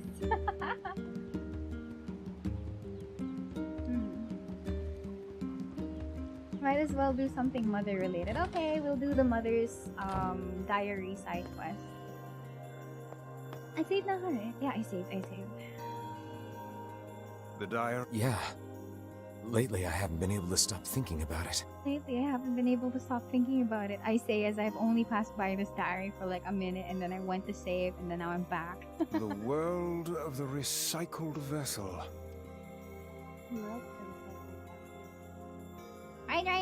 Happy Mother's Day, I guess. This is the thing that we're gonna do. We are skipping closure for now, and we're gonna do this one. Oh, it's Papa Nier instead! Oh, I'm seeing him! In, like, better quality. Holy fucking shit! Look at that. Man's got a face and a single eye. I don't think I can do a zoom in, but like, oh, it's so amazing to see him in high def, though. And just thought they were really, really ugly.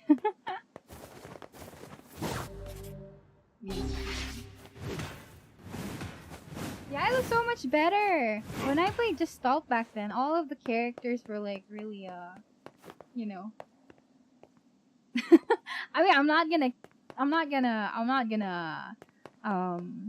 sugarcoat it. Like, if you were to compare everyone who looks like how everyone looks like right now compared to how they were in like the older game, like, oh, look at this face. Yeah, look at that. This is him. Wow, look at that definition. Oh my god. Crazy. Yeah, it was super cool. Okay, let's go. The flower wasn't in any of Devil's books, so she said I could name it whatever I want. Maybe I'll name it after him. This is the world of the recycled vessel, created to avoid the destruction of all. Oh shit, what? What do I fight now?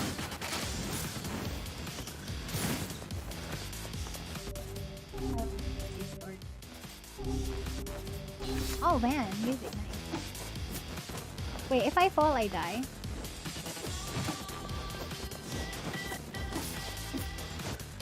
I cannot fucking. Do I have? Oh yeah, NIER.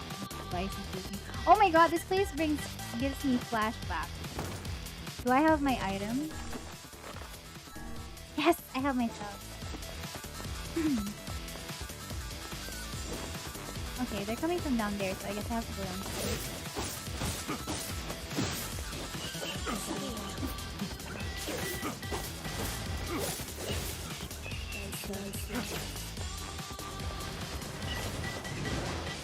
I remember getting chased here. I remember getting chased by the giant boar and I was always so scared.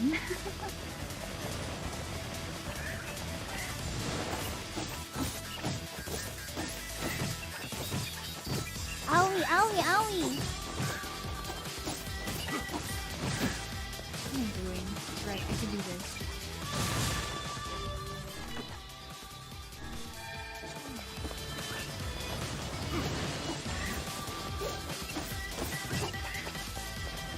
You literally kept dying from greed. I was both scared of getting hit by the boar, okay. There was fear and at the same time regret after not being able to hit through the boxes.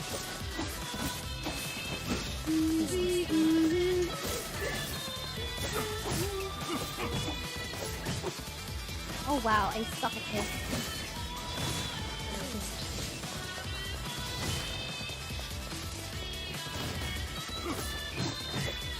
Calm down, Miria.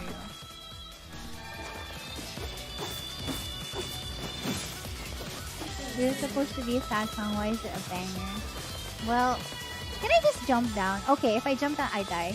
Never mind. Let's not do that today.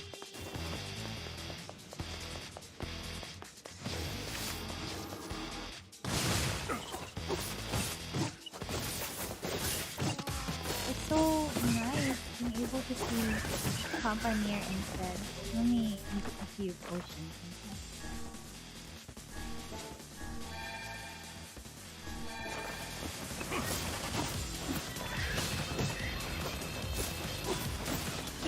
I guess it's just like a battle grind or something, right? Ow, I still keep getting hurt though.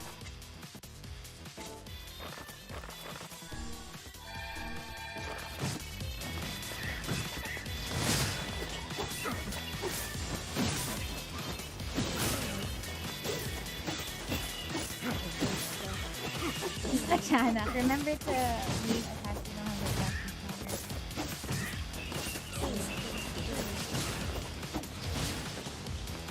Alright.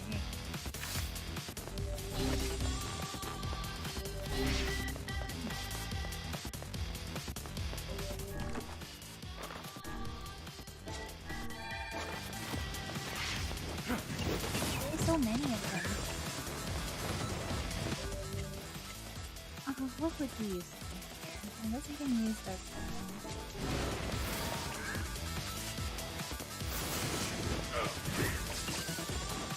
It's just that they keep hitting me, and since they don't have stagger, since they're not staggering me, I don't really take note of all the damage until I get the notice that I'm currently dying or something.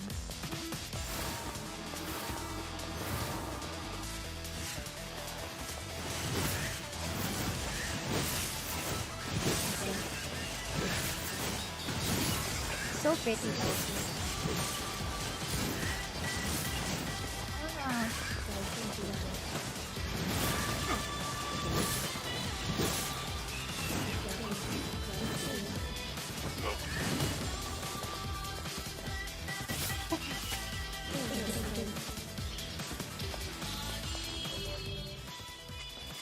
I'll keep that.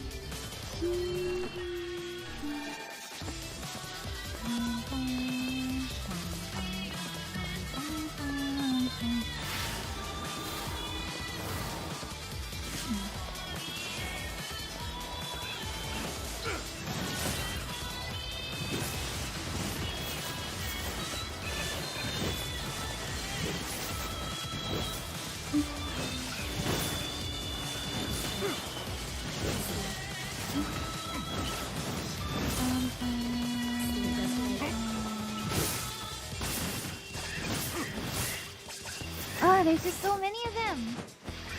Annoying enough.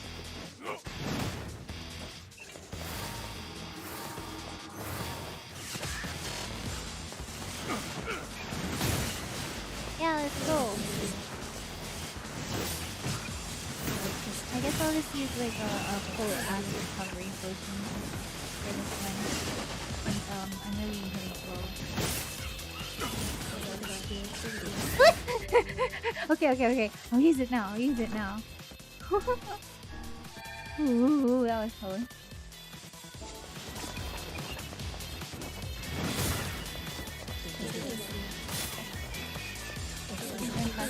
Double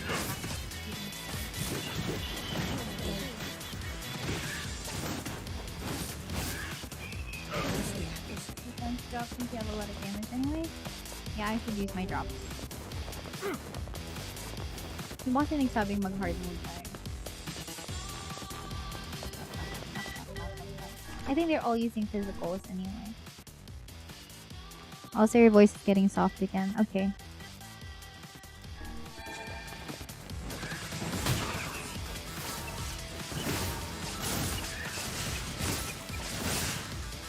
Man, I'm getting close to it. Almost dying. Sino nga ba nagsabi? Ayo, you guys told me to go hard. Now I'm stuck doing hard mode. Ho ho ho.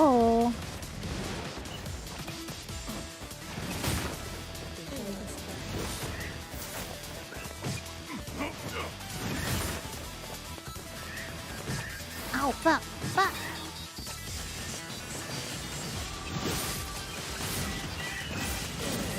I feel like the longer Miria plays, the more and more lean back to her choice. Yeah, actually, I do end up like leaning back. Like, I mean, I was already getting comfortable.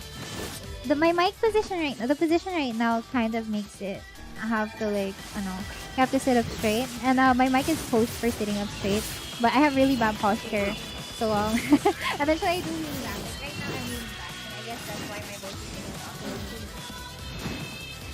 But okay, fine. I have posture check. Wait, what?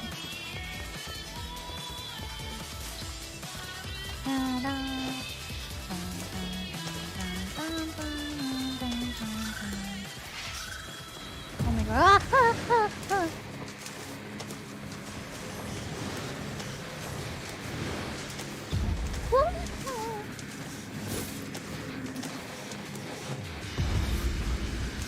Wow, what is this music?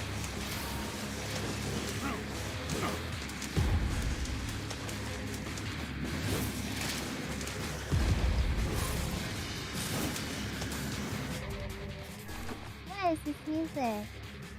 Strength drop, magic drop, defense drop.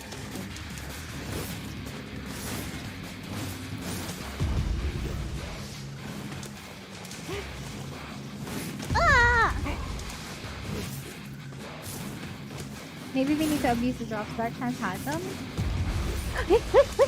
I'll change it later.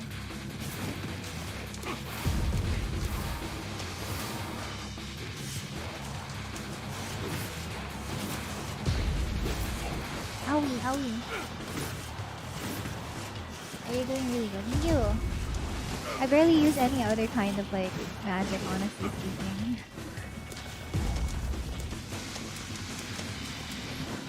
Down. Yeah. Cool. I'm kind of ignoring all of the bats actually. New thing trying to do. DMC music.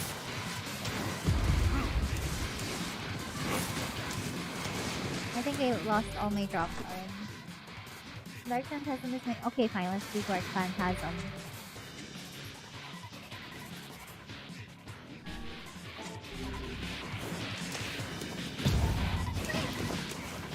I got capped.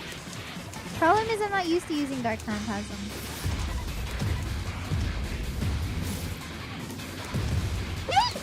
Okay, I should heal up.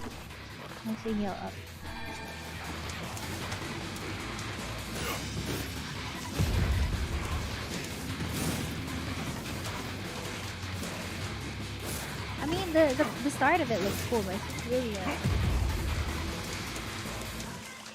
filter group. Okay. Then goodbye, Dark Phantasm. Time for me to forget you once more.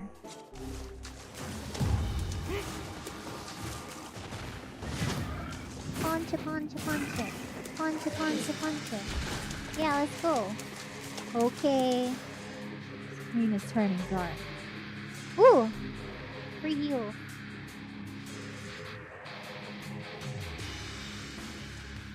The Black Skull, a lost destiny, a white book, a false truth. Oh, this is a Neil Salmon.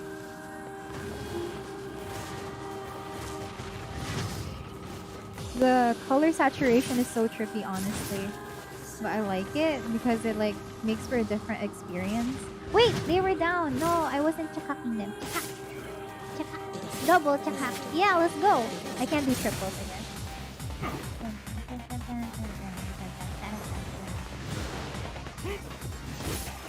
We smoke in lunar tears. Yeah, exactly. That is what it looks like right now. Owie, owie. Check up time.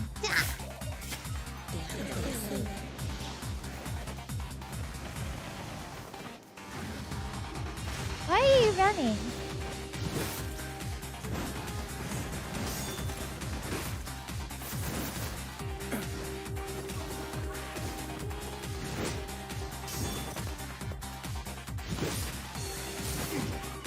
Oh. It's a little bit harder to target them because of the camera effects though. So there is that. Chakak 1, Chakak 2. No, Chakak 2 didn't happen, but he died anyway. Alright. Oh, the music is so good.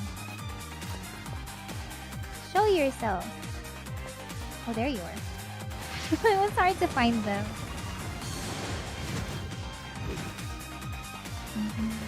I guess it's just really like a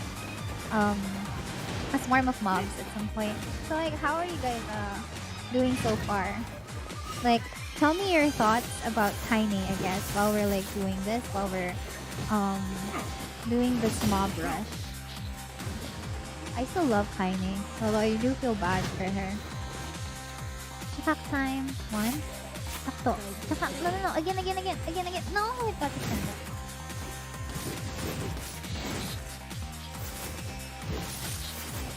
Especially for the people who have just, like, people who started watching my stream from the very start without knowing anything about the NIER series. I would actually like to hear about your thoughts on everything so far. I mean, we've gone through a single ending already, and we're going through, like, these things now. Kaine is precious, she deserves a better life. That's true.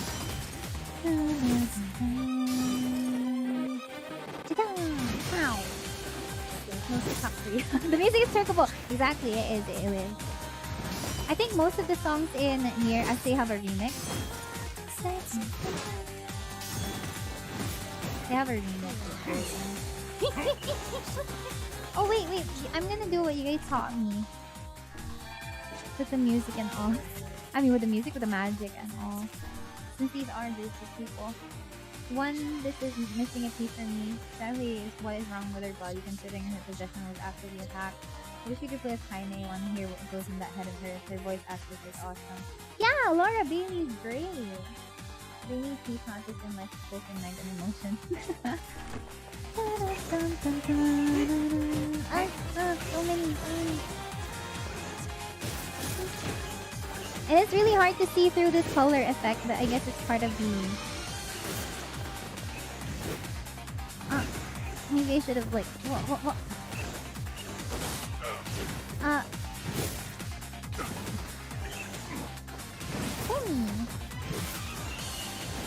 Hold longer. On Phantasm. They're not so close together kasi that's my compliment. But I guess it makes sense to like add names. Okay, give me a second.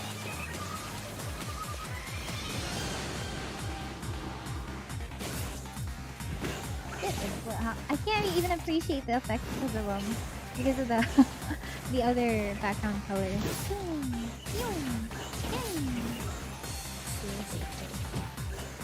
I'm really bad at dodging though.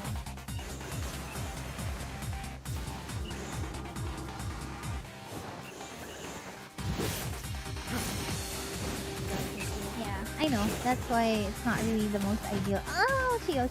Ah! Oh man, I'm breezing through my herbs so fast. You know what? You know what this means? This is the wrong magic, right? It has to be gluttony.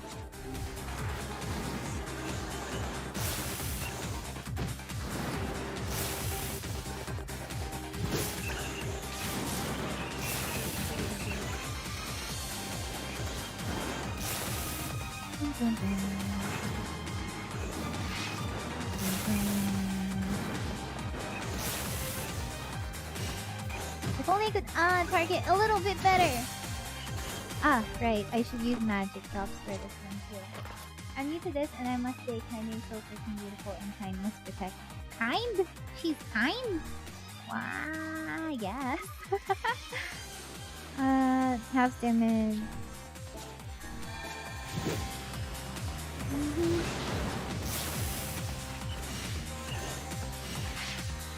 Oh crap.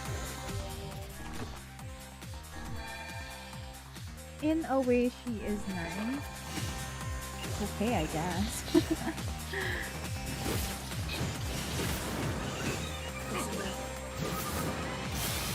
The only problem that I have with gluttony is that it really eats up through my mana a lot. She's kinda Miria. She's a soft cook. She hides it a lot.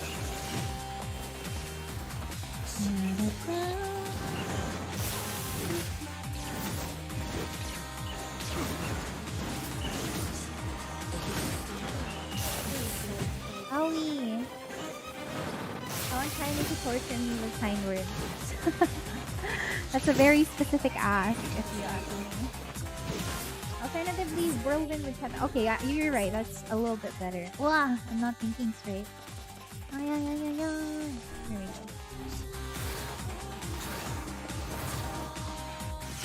Would cut down the balls, but yeah, I mean, like, there's only one left. There we go. Oh my god, de putang ina! I'm gonna run out of. Okay, this is where freaking gluttony works out, I guess. Imagine Kaine complimenting you though. Wait, give me a sec. Where the heck is it? Oh wait, not whirlwind. It has to be gluttony. Never knew about the automatic game. Thought they were just hacking slash. We started inside just. Ang crunchy naman ng Miria. Crunch.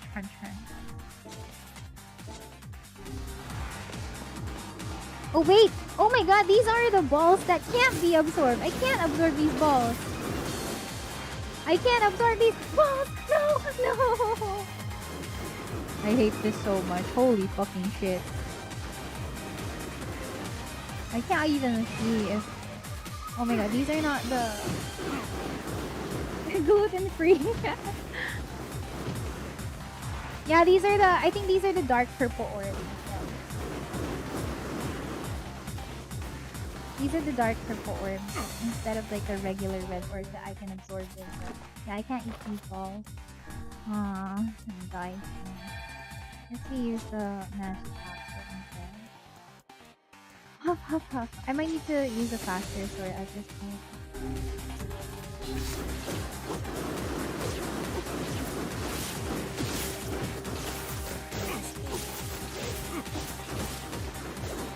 Using a great sword will not help with my case.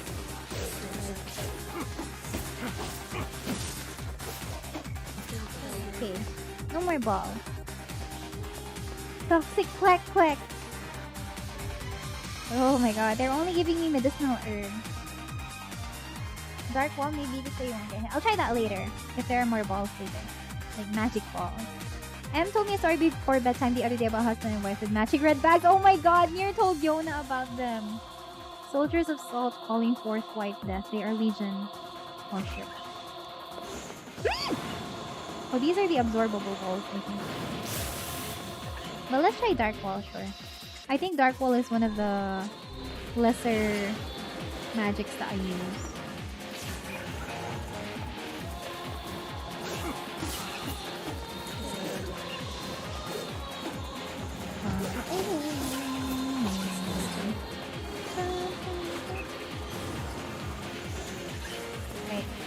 There we go. Thank you. Honestly, I never really strategize a lot. Where the fuck are they? I never really strategize a lot. Thank God this meshes well with the other.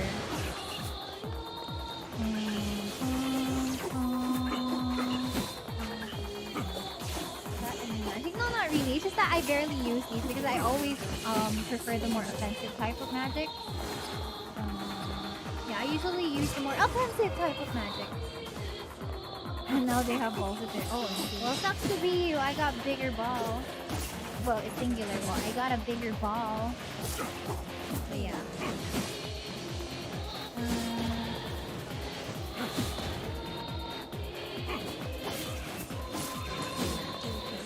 You can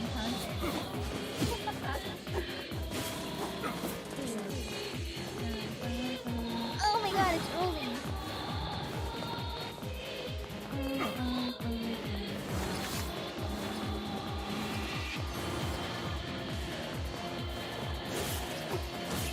Yeah, I rarely ever use Dark Wall.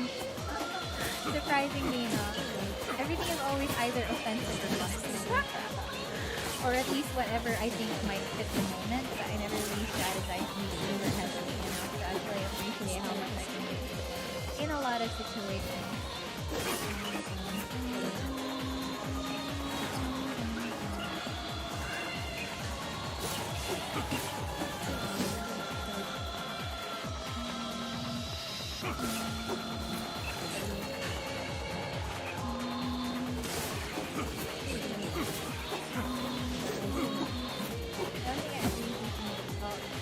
The more popular ones are always Dark Blast for easy access long range, and then Dark Lance for power moves. Or sometimes we use Hand to stagger and break armor.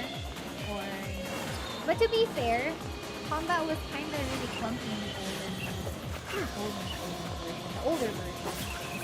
Like you don't really you never had like aerial combos. So now everything's like really focused on movement.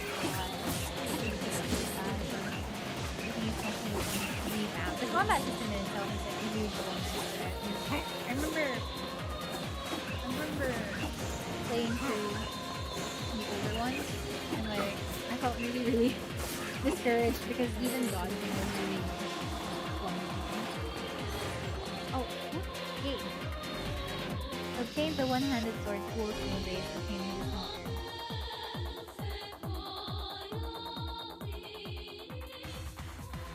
The dragon's corpse brought death to the world, delivering unto it the power of magic. What? Tiny boy.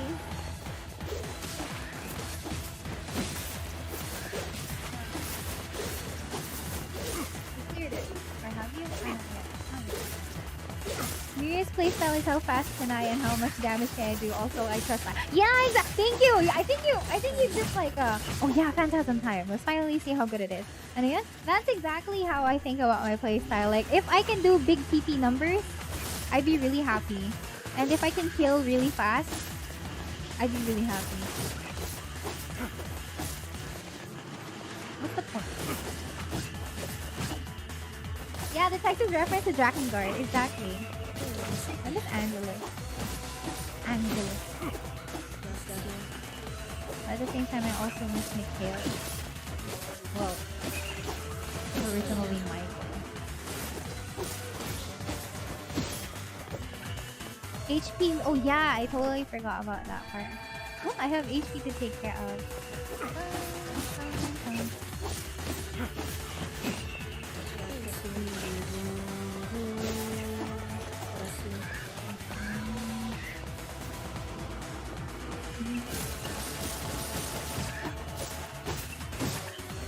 Also, the song somehow reminds me of Second City. I guess it's the way that they remixed it, you know?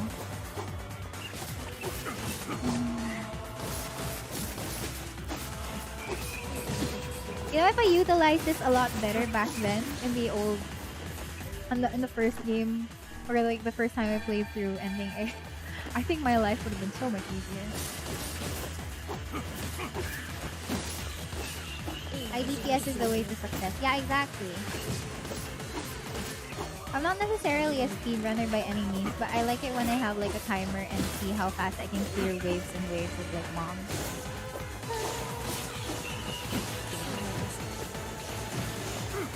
people!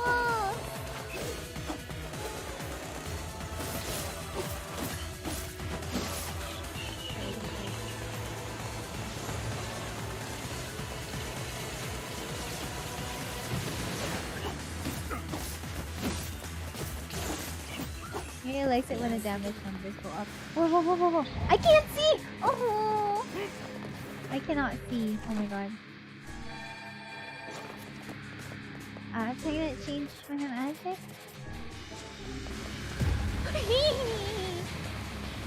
It's hard to see him! Cause like, it's too dark. Wait. I'm barely dealing a dent of damage. Whoa!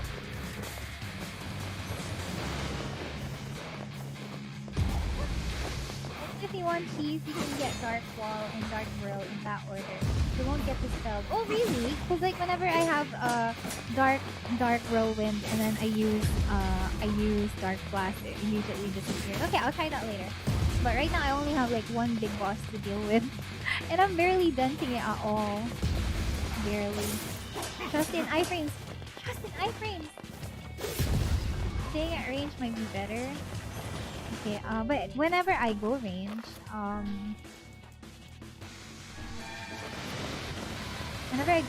it always does the charge attack.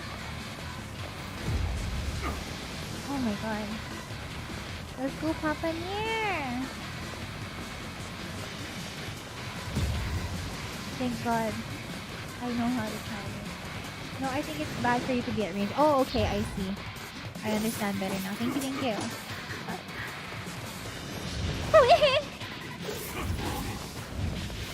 Look at that, it's going feral. This is our Mother's Day celebration.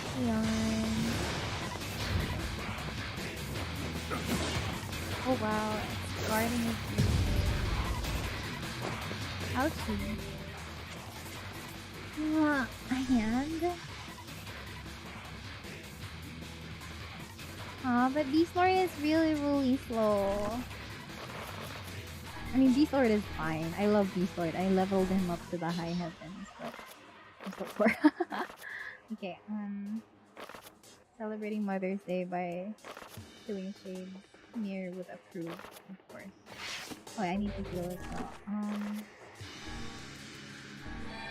Oh man, I'm out. I'm completely out, I think.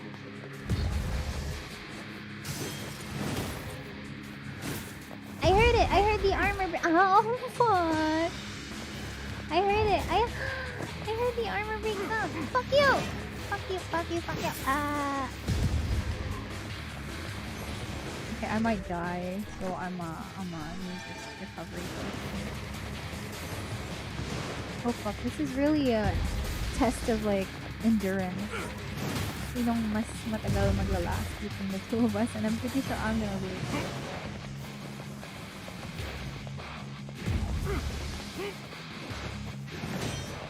Yay. Not too greedy. Ah.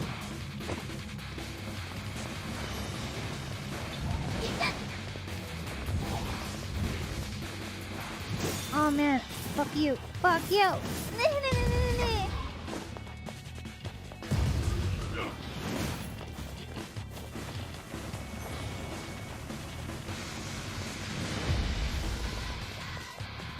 Miria with the dual sword. Well, since I am probably I think it's a defense capsule kind of game. Nice job. Might use that last help out. Oh, puta.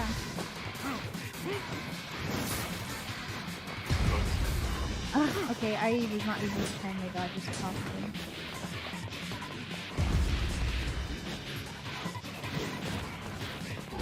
Ow!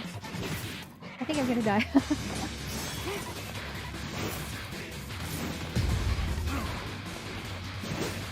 Yeah, I like going fast, so that's why I normally pick decks and faster weapons and shit. But sometimes slow is like not my kind of taste. Ow! Tinama, ano ko nun? Fucking shit! Oh my god. I'm gonna pass out sooner or later, I think.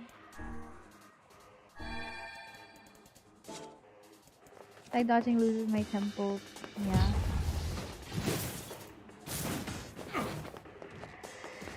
I have to hit it from behind all the time. He really likes keeping his front guarded.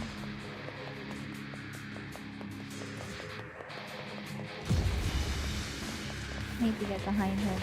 Bad. And not get caught by the arm. Not get caught by the arm.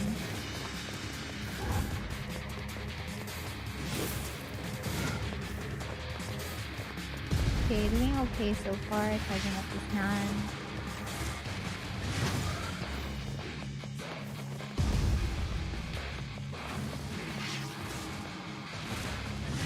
Yay, I think that missed. Really hard to get behind this guy. Ah, okay. Shockwave. I feel like I'm gonna die soon. I don't really have recovery items anymore.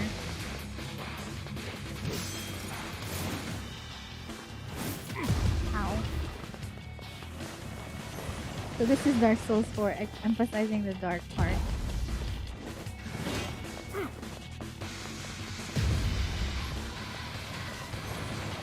This dark hand break posture is poised. Ow, fuck, okay. I'm saying goodbye now. It was nice while it lasted, you know? Whirlwind doesn't normally strip, fuck! Whirlwind doesn't normally, I know. Whirlwind doesn't normally chip away at armor. It just like does regular damage, so I think. I could be wrong though. But I'm on my last legs. I don't think I'm gonna make it really.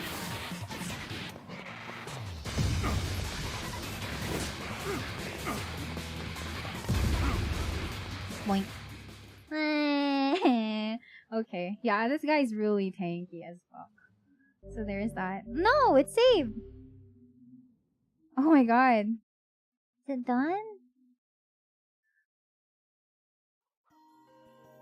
Good morning! My word. Something wrong? I feel as if I've just awoken from a most unpleasant dream. I know what you mean. That happens to me whenever I read it. Yeah. It was a hit or aim. I think for the quakes you need to dodge forward. The thing is, I've tried dodging forward, but when I dodge forward, I get caught up in the hands and I get staggered a bit. And because I get staggered a bit, I made it to the second quake and then I get hit. So it's like a double damage sort of thing to me.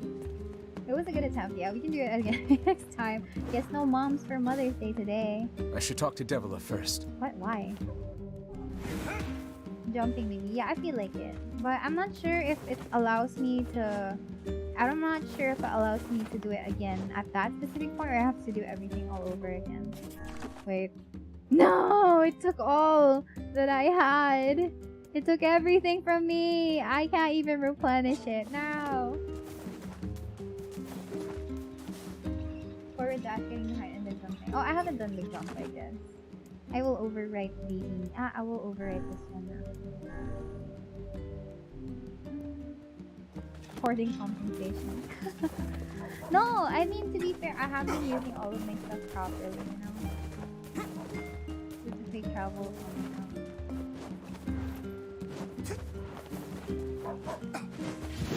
I guess if I were to use, for example, these first, this would give me a lot of airtime. Maybe you should have loaded back. If I load back, then... If I load back, then that means I wouldn't have access to it in the first place. We'll see, we'll see. Heh, where is Devila? Is the Phoenix Spear good in this game too? I think the Phoenix Spear is actually new. Let me check. I think I already have the Phoenix Spear. No, I don't have the Phoenix Spear yet. Wait. But I remember... Oh, it's you, eh? Well, I remember it's still okay. It's still good. What does the new weapon look like? That was not Earthworm Paw. That was Fool's Embrace, actually. I don't think it looks like anything cool though. It's just like, it looks like a bat. Look at that. It's a bat. It's a bat with a tail pincer thingy. Yeah. Nothing special. It's a big hook, but when you look at it, it's like, look at this. It's a bat. No, wait. This is. Oh my god. This is Angelus, right? It's not Mikhail. It's not Not Michael, I mean. Yeah! That Durgan from the first game. From Drakengard. It doesn't have one. It's just Drakengard. It became Drakengard 1 when Drakengard 2 and 3. Fear the next card fate holds for us. Yeah, it's Durgan. It's Durgan. Look at that. Wait, I guess it's easier to see on the back. But yeah, this is the dragon from the first game. I don't know if you guys can see it, but there. You see? There's a face there. There are horns. Yeah. I think my mind automatically thought of it as a bat because I remember fighting bats on the first floor of that. Yeah, if you search for, yeah, the dragon is sorry. If you search, wait, let me see. Angelus, Drakengard. That's a, if you search on Google, the red dragon, this is exactly what it looks like, converted into a sword. If you Google, you'll see the silhouette that it uses. Yeah. It's not as evident because it's not red here, but yeah, this is him, her, its thing. I should talk to Devil. Where the frick is Devila? Freaking shit. I think she's by the fountain. Oh, there she is. I thought it was a bat because I remember fighting bats. I'm like, heh. Actually, let's take a little look-see at that specific weapon. Where is it? Fool's Embrace, read story. I was saved from the despair that shackled me, free from the fate that cursed me. I was pacified from the indignation that plagued me. I was changed by the day I want to level it so that I see what it says. Yeah. Oh man, I wish they remade Drakengard. I want to play it. Hey. Oh, hi. I kinda thought you'd never talk to us again. I understand you're doing this for the village, and that you don't have a choice. Pretty much, yeah. But look, why don't you go talk to Popola? I think she wanted to discuss the Shadow Lord with you. I'm headed there next. Oh, and Devila? Drakengard 3 especially needs... Yeah, totally it does. Because graphically, it's okay already.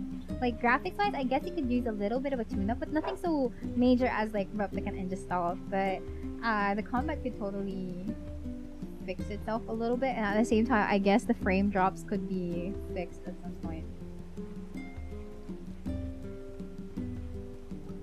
I kind of thought you'd never talk to us again, considering you literally murdered us last run. Yeah? Sorry about yesterday.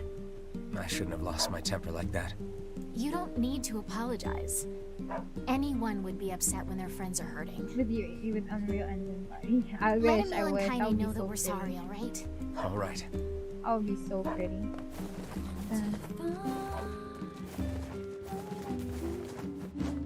We can only dream. I've never heard of any news about Drakengard and stuff from Yoko Taro or Square Enix, so I'm really doubtful of it happening. But if it ever happens in my lifetime, if it ever happens in my lifetime, I'd be so happy, I swear. What is the purpose of this place? Beats me. Maybe it's Popola's hobby corner. Popola Hobby Corner.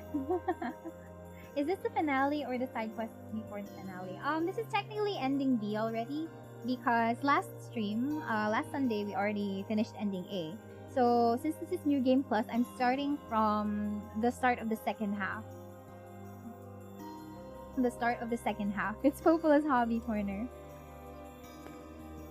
It's the start of the second half, so everything starts from there. And then the only side quests that I would have to deal with are the side quests that I wasn't able to finish from the last run.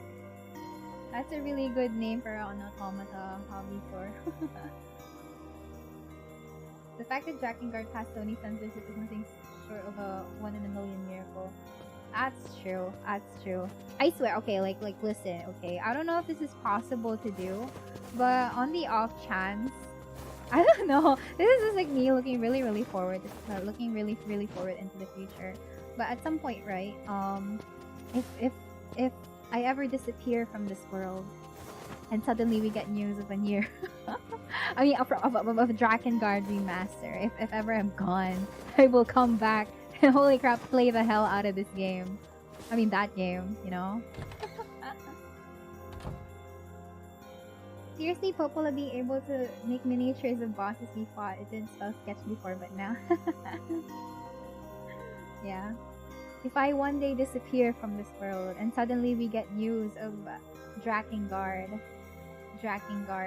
you know, suddenly existing from out of nowhere, I will come back. Mark my words. Return from graduation just because of remastered poggers. It's such a funny thought, but like, holy crap, if that happens. If twins bad, why hot? You can be bad and hot. Popola? Oh. Hello. Look, I want to apologize for Stop. You didn't do anything wrong. Some weird medicine Miria made to revive from remaster of a game. Yeah, but neither did you. You're just trying to protect the villagers. And I jumped down your throat for it. Miria on her deathbed. Oh, Miria, they're releasing Drakengard remake. I wish, you know. Super far into the future when we've all moved away from the past. And, you know, maybe years forward. Suddenly, Drakengard drops. I will revive myself. I will freaking revive myself. I will emerge from my casket. It's very kind of you to say so. Regardless, please don't let it trouble you. I believe there was something you wished to discuss with us. Miria reanimation jutsu. Imagine mo yun, if graduation suddenly happens, tas wala pang Drakengard, tas suddenly biglang may news, I will beg Kometa, please take me back. Please take me back. There's something that I need to finish before doing this all over again. Okay. Oh, right. Yes, about that. You know about the lost shrine, right? The temple where I was first discovered. Temple where I was first discovered. That's it. Well, it seems that the Shadow Lord's lair is connected to it somehow. Oh ho. It was right under our pages the whole time. I have unfinished business cracks neck. Future technology can rebuild Miria. Seriously, Popola's voice? Yeah, Popola sounds really calm, but when I look at her now, I really just remember her scream from the last ending.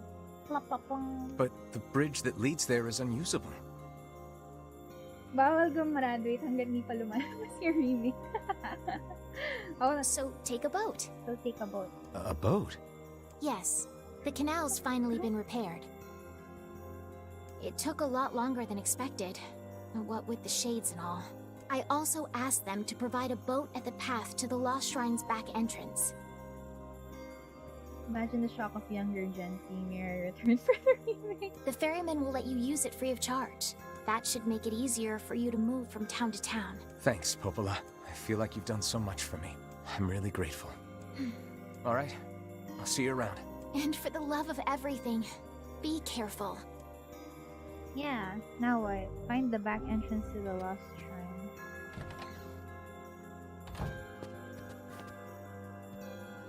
Wait, does this mean Red Bagman is alive again?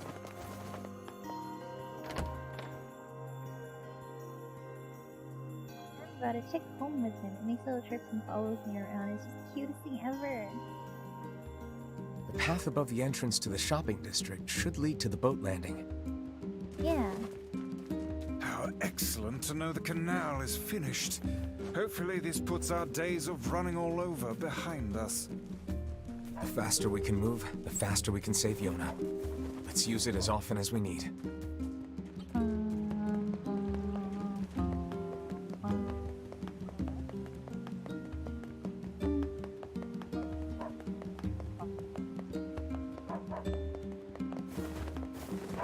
It's him! It's him! It's him! He still has the bag!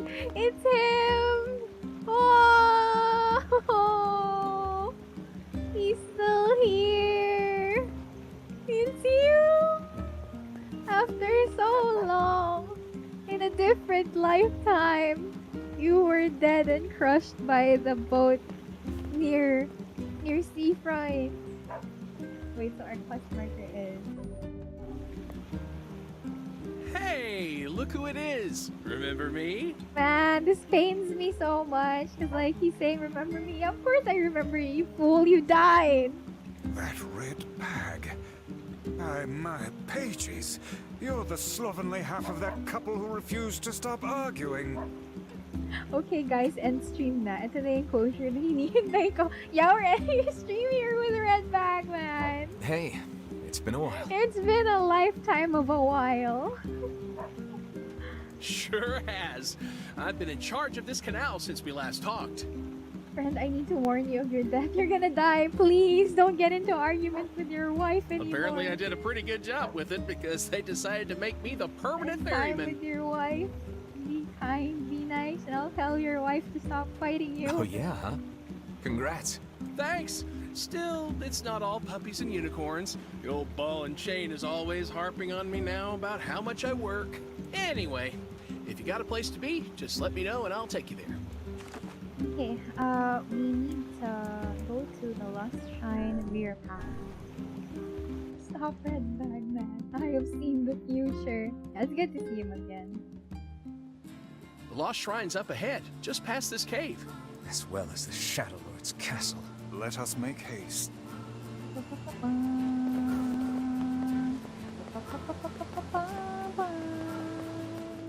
Wait a second. I need to buy stuff from Seafun first.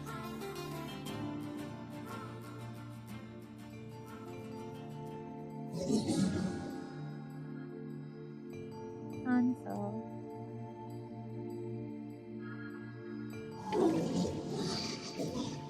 A1. Oh wait, dirty defective swine. I'm not like you, I'm different.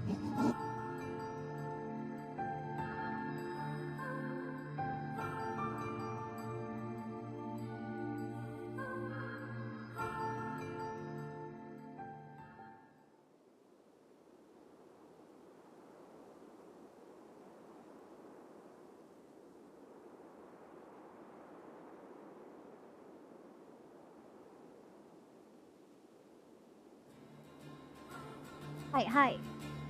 I'm going back. I need to buy items from Seafront and save.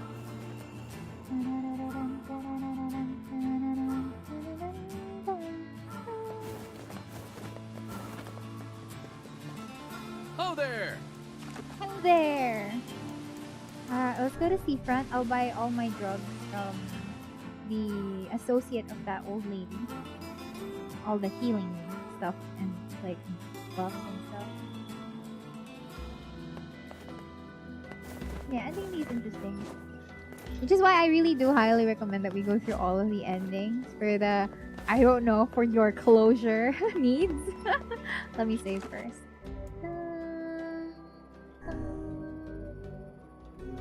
Okay.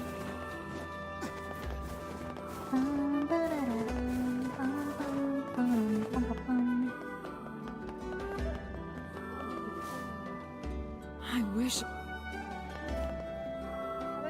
Stop! Oh my god, lady. The import-export thing.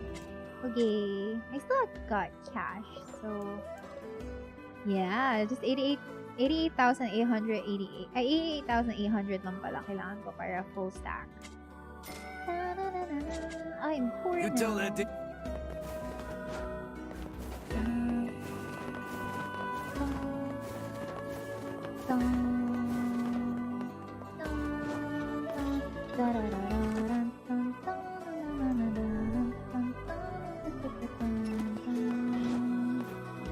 Hi. Okay, where do we go again? Red Bag Man. He's still here. Oh there! Oh man. Alright, are you guys okay with me pushing through with this though? Like, are you guys okay? I don't know how much we can do.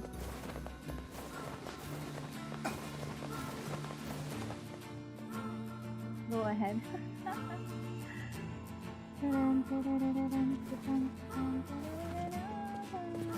No, but do it anyway. How was your mental for this? If Miria would have a new outfit, would you have a red bag as your accessory? Cute though. How long have you been live? Since 8:30 p.m. So on the on-screen clock, it's around almost 11. We'll see how much we need to go through. And then I'll just temper off my experience if we should call it a night or something. So I also have to wake up early tomorrow.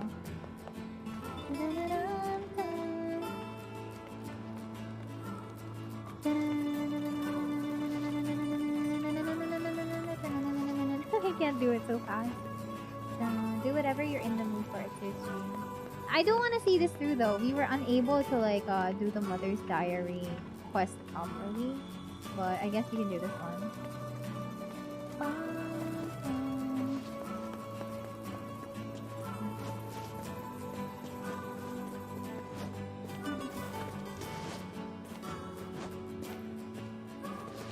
You don't have side quests. Possible. Don't speak, but maybe possible to go for. Yeah, in a few number of streams. You again, stop bothering me. No more advice has been taken away. Console is dead. There's no reason for me to exist anymore. My life is over, just leave me alone.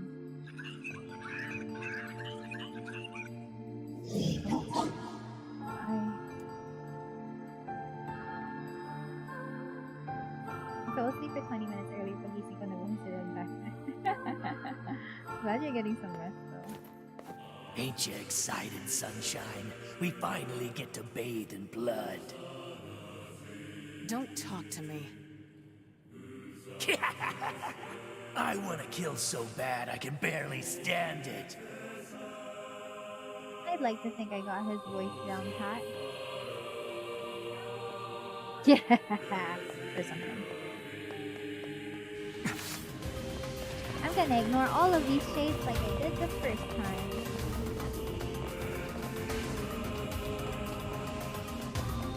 Are you hearing shades now? Yeah.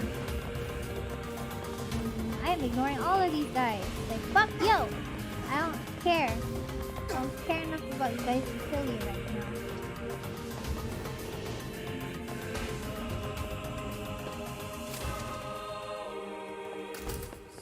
Oh no!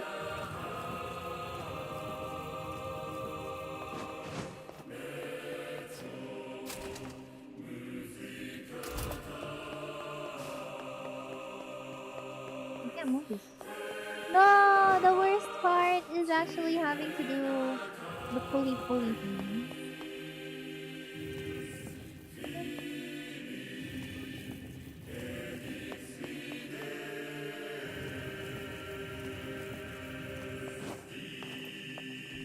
Look at all those HP bars at the This side. is all too easy. Shut up, bye. Don't encourage them.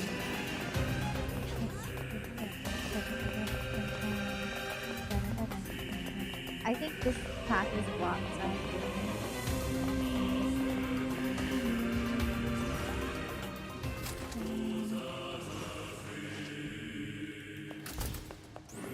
see, these endings add a new perspective to the game that I hope you guys will be able to like appreciate when we get there. Cause like it's a lot of things. There's going to be a lot of things going on.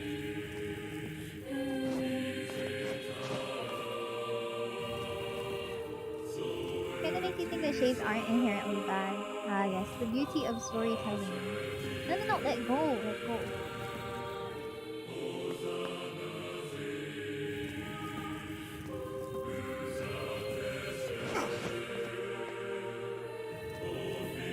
Oh, I'm just reading here what Shadow Lord is saying this time around. Aren't you guys excited for that? That's gonna be a whirlwind of a ride, I swear.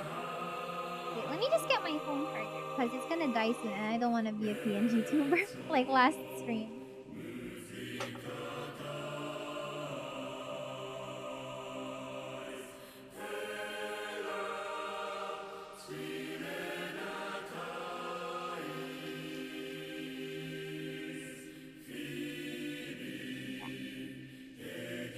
And it is plugged in.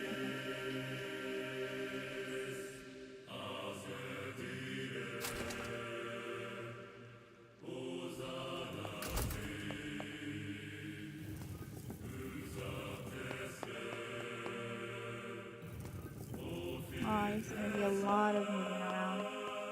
A lot of stuff moving around.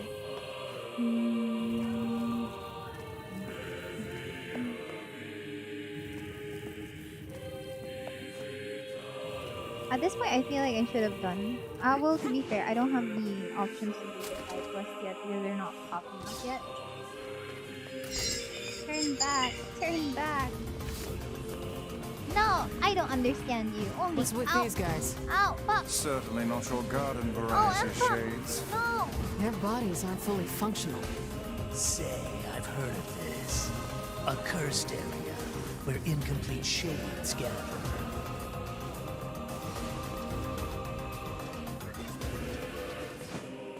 Faster, faster! Let's not get caught up with it.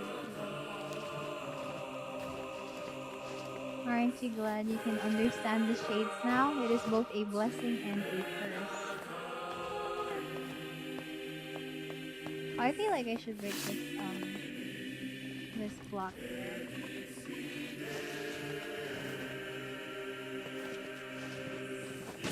Oh, nothing. Never mind. You're hearing voices. Good evening, Miria and chat. Good evening! Welcome, welcome. It is getting rather late, of course, but I appreciate that you guys are still here. Medicinal herb! Let's eat one so I can get this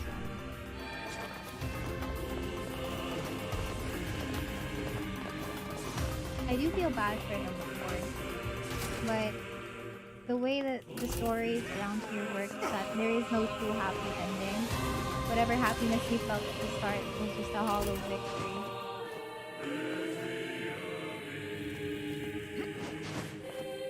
Which I guess is the beauty of things in general, because there are way more emotions that you can appreciate that way. This choir music isn't helping, it's as though we're being brainwashed into being shades. Haha. Ain't it magnificent, the grand scheme of things. We will also be able to hear what Red Bagman's killer Lolly says too. Not exactly a happy ending, but a happy ending can be just... Okay, fine. Maybe what you're looking for is not necessarily happiness. Like, you can be all out miserable at the end of things. Like, absolutely devastated and destroyed to the core. But at least you're satisfied that all the answers have... Oh, they suddenly appeared. Was that... You're satisfied that everything finally has answers. And, you know, you get your closure. I don't want to deal with you guys. Oh my god. This is my fault. This is my fault. In other words, we're looking for closure. Yeah, exactamundo, baby. We are waiting for all of it. Let's go.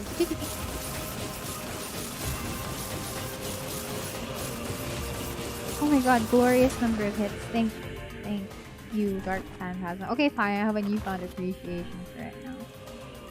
How strong is Fool's Embrace? Not so strong. I'll keep using these things for this one. Owie, owie, owie. Almost close to judgment now. Level is something there.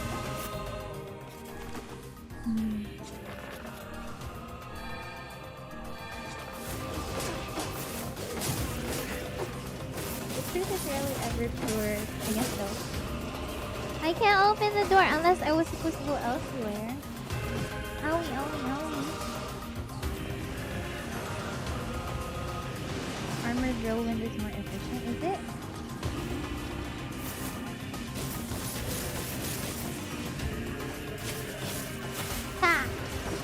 gained health out, but you can't carry anymore. Owie, owie, owie.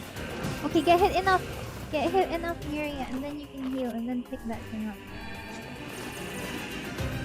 Good.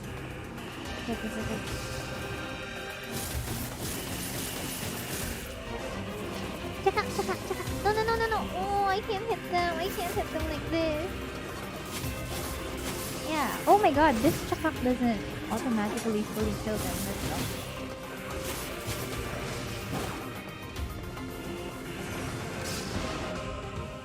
You can charge lance them into that position.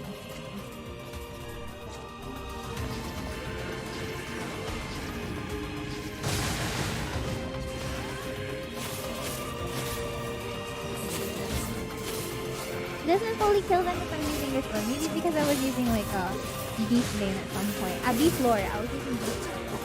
Trying to guard them. Yeah. Maybe I can use their turn on this one.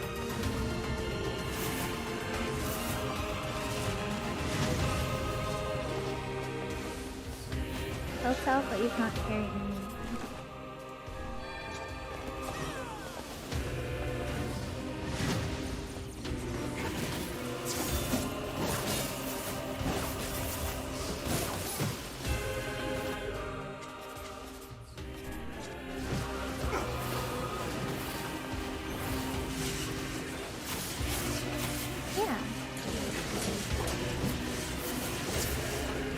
Help self, but you can't carry anymore.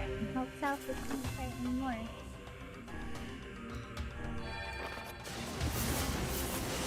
Dark execution? I feel like there are so many things you don't really use here. Yeah, I use this one to impale. Gotta love it when people get impaled. Ow! Oh my god, he canceled my magic!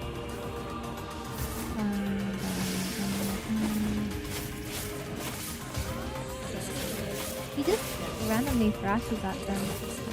He's just amusing enough in itself, you know.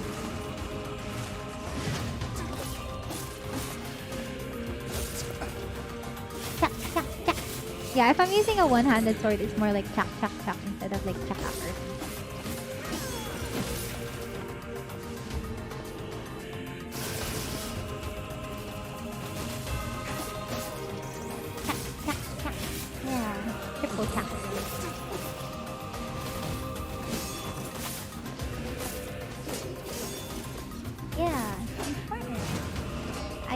What? What do you mean what? Did I say something wrong?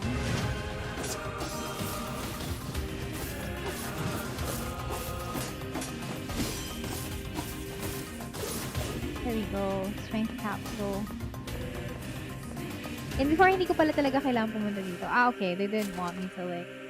They didn't want me to not do that. Okay. I see you, game. I see you. We need to beat this guy up. Maybe he has something to say.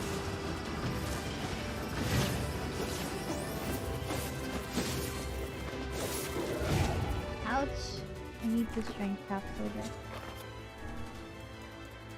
Since I didn't get a surplus of them earlier. Miria actually playing like a JRPG gamer. A player right now using items more and non-meta skills after main story. Well, this is what New Game Plus does to you. You have to like eventually adapt, otherwise it's just gonna be the same hat all over again, I guess, at some point.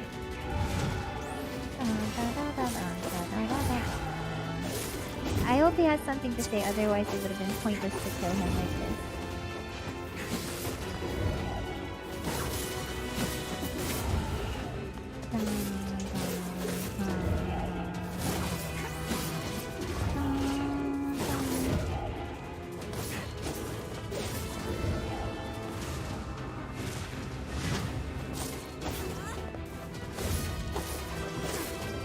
Yay, we beat it in 1 minute! We beat him in 1 minute! Yay, my strength capsule is still here. So that means, you know, yay! Hey! This is a medicinal herb. Okay. Oh, nice! Yeah, it's really nice. Okay, that means, Poggers! Please don't let me fight anymore. I wish to get to the end of this. Astral, nice. Yeah. We're gonna gonna make it to the Shadow Lord's castle. Shadow Lord's castle. Gonna beat Shadow Lord into a pulp. Gonna beat him up. Gonna beat him up. It can be a nice feeling of relief after finishing another ending. If time permits, I suppose. Oh, but that means we have to face through everyone again. I think, if I remember correctly. Thankfully, I still have like a lot of my items with me, so. Hey. Oh wait, what am I doing? Medicinal herb isn't carried anymore. Right. Okay. Ow. Gonna beat him up and be sad after. You're right. You are so right and correct. This is what happens. Oh wait, not here. What am I doing? Was here. Oh my bad. I totally missed this door. Ooh boy, I hope you guys are ready for another smattering of feelings and context. I've treated you all poorly. I mocked you, betrayed you. All because you went to stalk before the change was complete. But after all this, I think we can understand you. I think we can speak as equals. This makes me very happy. I hope we can spend the rest of our life.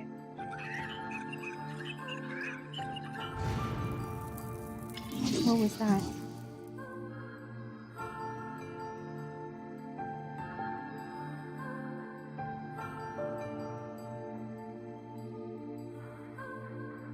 Yeah, I cleared that area faster than the last time.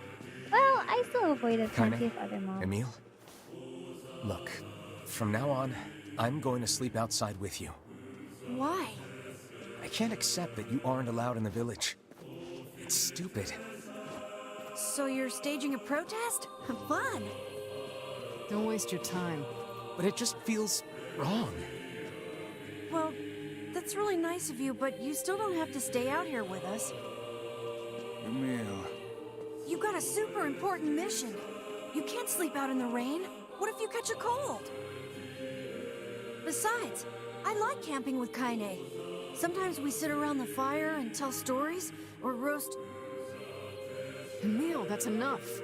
I got a fucking image to maintain. Image to maintain. Oh, and then NIER goes like ... because he's heard it all. He's heard all the sappy shit that Kaine tells Emile when they're alone together.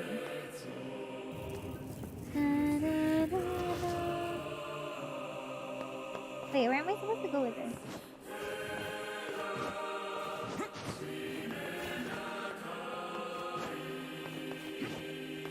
Wait a second. I think this is I think we have to see Kaine go berserk mode.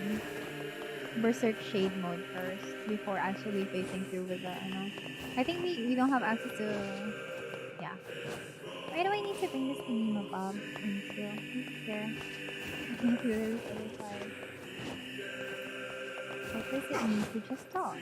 It's a bathtub! A medicinal herb we can't carry anymore. Oh man, I'm lost. Not here, I guess.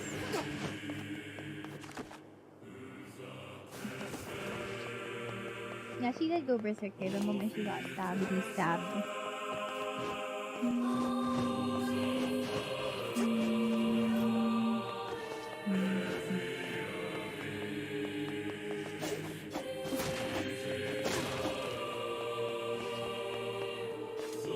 Wait, I've been here.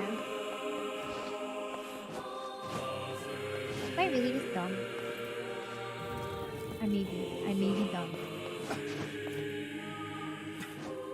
Yeah, I was dumb. Hehe.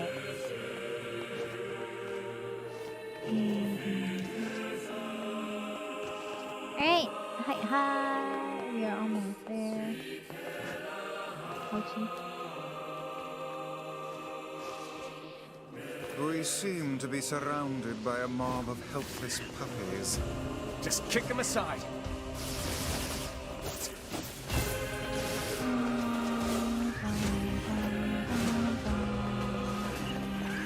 This is not good. Round 3. And if I remember remember correctly, she got stabbed in the heart, and the shade guy possessing her lives in her heart, right? My Miria is getting it! My Miria is getting the cool tidbits and stuff. Cool. I love it. I live for these moments when things finally start clicking in your head. Actually the best part of like playing a game that has like a lot of lore to things. If you actually like listen to the lore or take on all of those tiny details and you're able to piece them together, there's a certain kind of satisfaction and relief that comes with being able to solve those kinds of things. So, this is such a proud moment for like all of us here. This is their second time going into a lockdown. My big brain.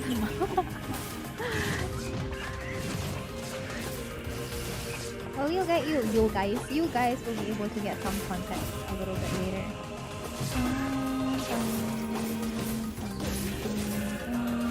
Owie. That's what I like about RPGs and games. Yeah, especially the games that make you think a little bit with the make you think a little bit with the lore. So there's that. I really like it when things come into play later into the game. Like there are a lot of things or a lot of holes, or you're expecting a lot of plot holes to be happening right now, but then once you do a replay or once you like reflect on the things that have happened so far, things just start coming together and it's like really a really nice feeling, I guess. No, I'm not trying to write Vice. I'm trying to chat. Okay, cool. Fuck you, Vice. Inside prompt me. Yeah, that meme. Oh, yeah, it's all coming together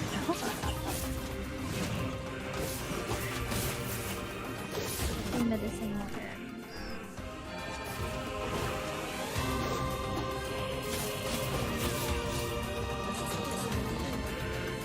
Are these also medicinal herbs?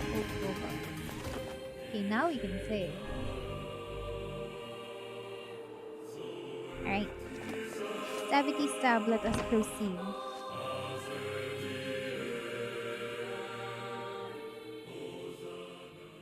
Oh, we get to hear more about Hansel and Gretel.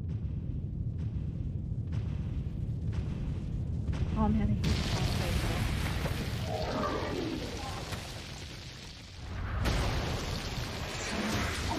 Won't you touch them? Aww.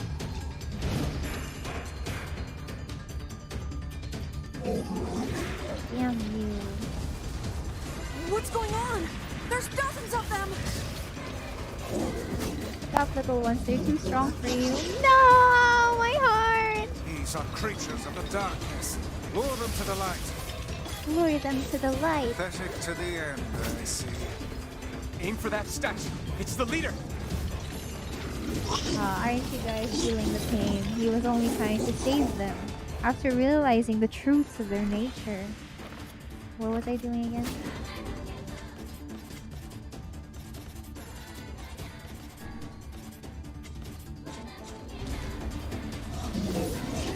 It is they who saved me.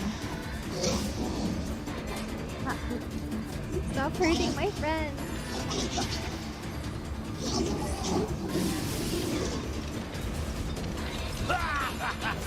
Oh, you're funny. I'm gonna start crying here.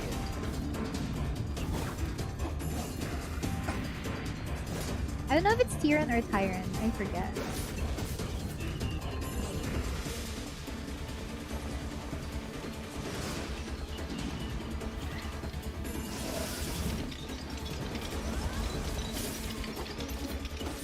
The defensive voice calling him dark and it's asking them to Foolish creatures. You cannot hope to best me. These little bastards just keep coming. These creatures cannot abide the sun. Lure them into the light.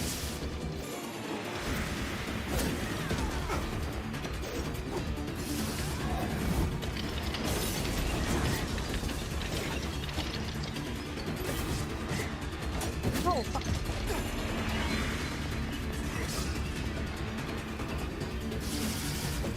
Yeah. I'm gonna run out of mana soon, though.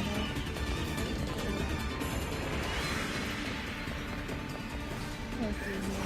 put them into the light. Look at how badly the sunlight damages these ones though. The guilt of pulling words from the shade. Yeah, there's a certain kind of way to how everything is happening now. Not that everyone has lovely, lovely context. Context is so, so lovely.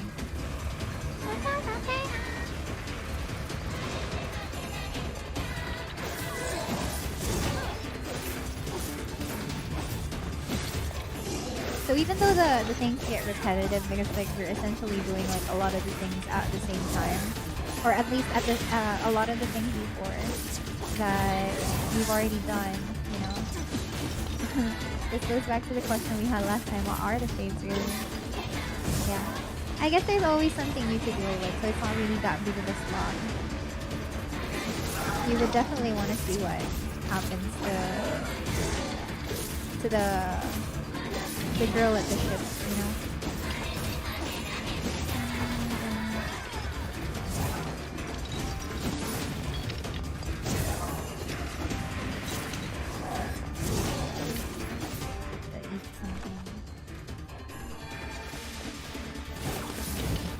Let's make this a little bit faster for us, shall we?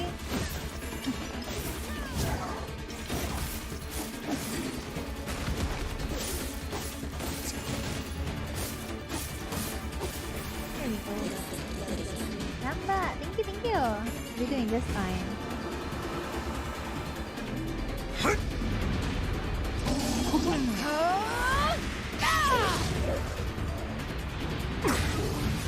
Heck yeah, are you ready for that moment? Have you felled the beast?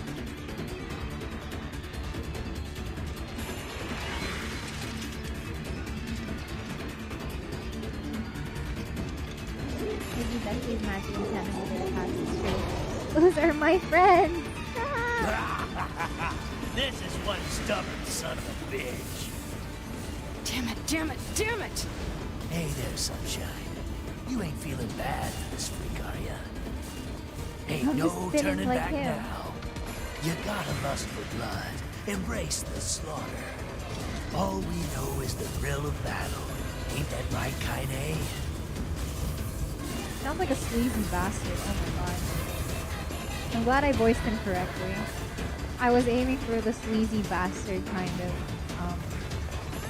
voice earlier when I was reading that part. Beyblade! Wait. It's a bit harder to hit now because like you keep spinning. And I have to like keep my hands up. Where are your friends?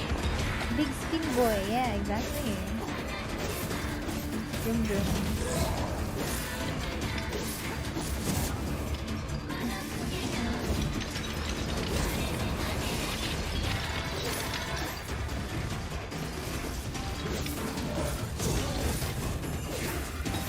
Make the most out of this 1 minute with this thing capsule. Are you guys ready?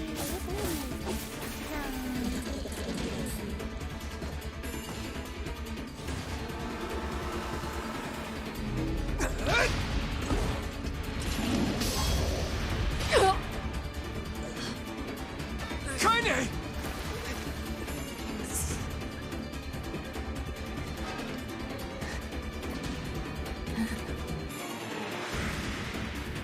Oh, you're kidding me!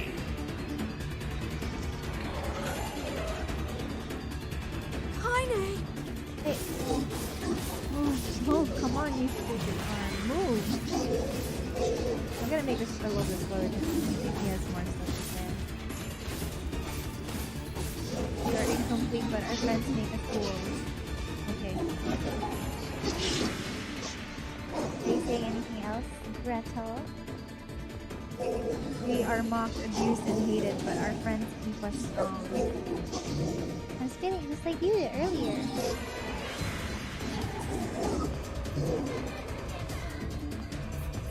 This is what keeps us going. Okay. Is that it? Is that everything? Do not stand in the way of our lives. I don't think he's gonna finish this if I kill him on the spot. Those are my friends. Unless something bad happens that I didn't like, finish it.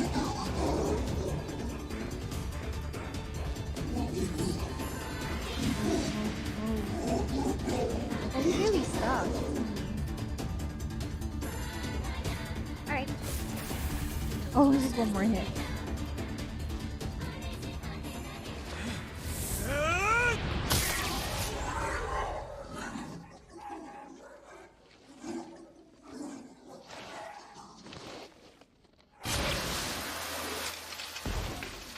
Ew.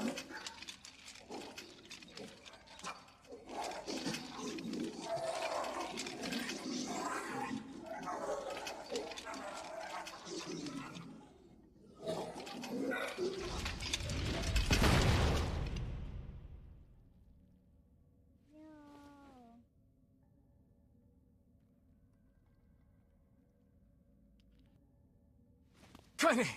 Are you alright? Are you alright? Kaine! No, I'm impaled. What the fuck? I fear there is little we can do for her. No! Kaine!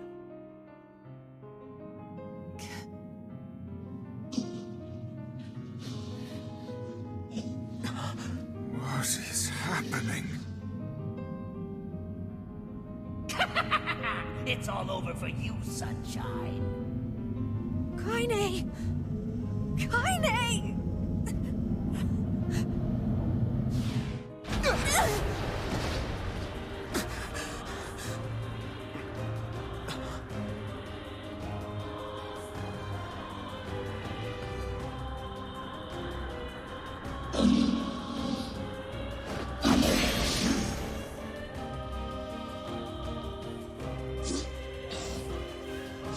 It's Kaine's shade!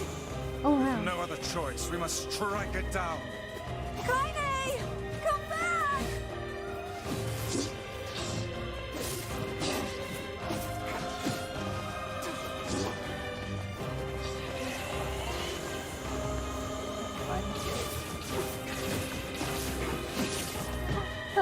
So many help. Oh my god, she just splayed over the floor like that. Holy shit. Oh my god, I'm getting hit. I want to see this though. Wait a second. She's just there. She's just sitting, standing, like crawling on all. She's on an all fours crawling position. Oh yeah, dark wall time. Thank you.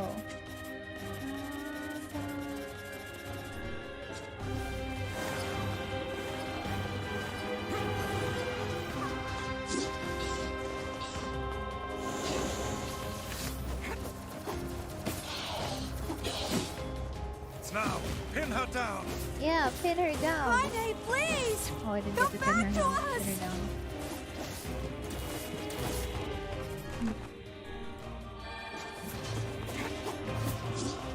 She's so jumpy.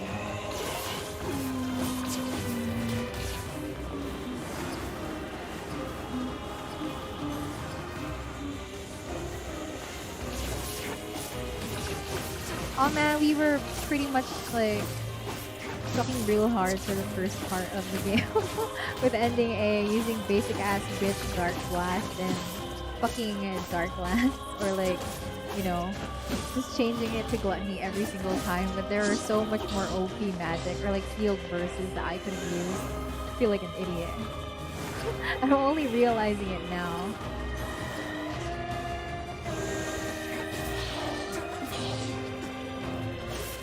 It's do or die time! It's do or die time. I'll swallow you all. Emil! Thanks for early experience. No learning, only hack and slash, no brain. No one brain. No like using brain. Only want kill. Only kill. Kill.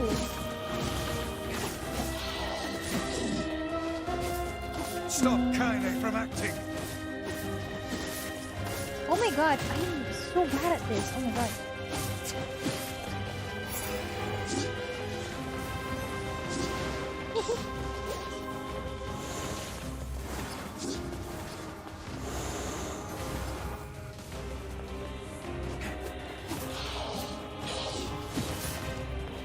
Sounds like Bayonetta other time. Bunga, yeah. Match like attack only. Me. Oh dear. Oh dear. Kaine! Kaine! Kaine! I couldn't hold it back. I can't be with... We're always going to be together, Kaine. If you transform again, we'll just stop it again. As many times as it takes. I don't care how tough it is. We're gonna get you back. I like sleeping outside because I'm with you, Kaine. I'm able to ignore my appearance and keep going because of you. I'm weak, and I'm sad, and I'm lonely. But you make me strong. You're my friend, and I need you. So don't you dare leave me. All right. Stop crying. No, the way she says that is so soft. Yeah, we heard that already. And... thanks. I'm alright. I'm alright, I say as I just got impaled to the heart. Kaine sounds like a mom. Happy Mother's Day, Kaine! Over there.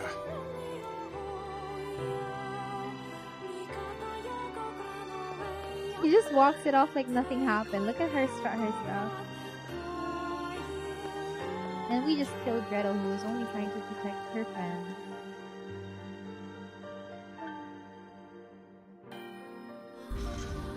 Contains a mysterious stone And fragment. what is this, hmm? Beats me. It's got some kind of writing on it, but I don't know what it says. Yeah, stab wounds sort of normal in these days. Yeah, it's true. How remarkably useless of you. Well, let's go ask Popola. How remarkably useless of you. Just like old times. It's a cipher of some kind. Can you determine its meaning? Woman walks off stab wound. I think this is the key to unlocking the Shadow Lord's castle. That's just how cool Kaine really is. She can walk off. It is but a flesh wound. Here, take a look at this. Stone Guardian, Loyal Cerberus is the doggo. Memory tree is just reading. Law of Robotics is... I forgot what the Law of Robotics was. Sacrifice. I wrote down all the words. This fragment is called the Stone Guardian. Given that you found it in the Lost Shrine, the words must mean something. There are spaces here for 4 other fragments as well. We'll finally understand all of the other bosses as well. Sacrifice, the Law of Robotics. Are you guys ready to find out why Fira had to die? Why there was so much pain with knowing why the people of Facade had to suffer through the wolves? Yeah, time to relive those painful moments with the Shade bosses. I wonder why Popola just didn't say, I don't know. Wild twins pretending to be close. Yeah, are you guys ready to realize the context for the Shade bosses? The memory like the tree. wolf, essentially. Loyal Cerberus. The Law of Robotics probably refers to the junk heap. The little shade that could with the junk heap robot. And the memory tree, but as for Sacrifice and Loyal Cerberus... Not a problem. Hmm? If we want to fill in the words, we just run around the world killing every big monster we find, right? Oh, splendid. By all means, let us undertake a murderous rampage. The robotics is interesting for now. I guess we'll get there. I think I made the robotics part the last one. They're just shades. They're just shades. Besides, it's the only way to reach the Shadow Lord. They're just It's a dangerous task. I'm excited and scared. Yeah, well, Me Yona's too. in even more danger. But how can you even be sure that she's... Because she is! Right? I wonder if you'll understand the robots. Robots aren't shades, right? Well, there was the boss shade there. The one that Gideon wanted me to kill was being controlled by a singular shade. So there is one there. I want to do robotics first so that you can upgrade what's faster. Oh, I'll see. Junk heap in the Forest of Myth, yeah? Oh yeah, I remember I'm on my this. way. Because the Forest of Myth we accidentally did on the stream. Because I was just walking there and then lol. Yeah. Please be careful. Please be careful. Aha. Oh, and listen. About Kaine and Emil. The villagers know how much they've sacrificed, and they're thankful. It's just... they're scared, you know? People can't change overnight. I'll hurry them along the best I can. But can you please give them a little more time? I'll try. In retrospect, I guess the set of entire plots was formed the basis of how Ruthie is structured in Automata. Yeah, because I I really like how we were given a choice to play as nines in Automata. Hey, mister?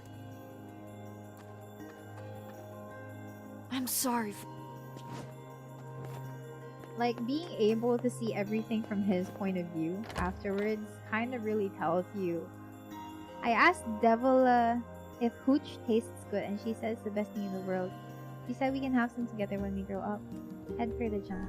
Popola said we might be able to find a key fragment in the junk heap. Perhaps we can find a clue at Two Brothers' weaponry. Yeah, so...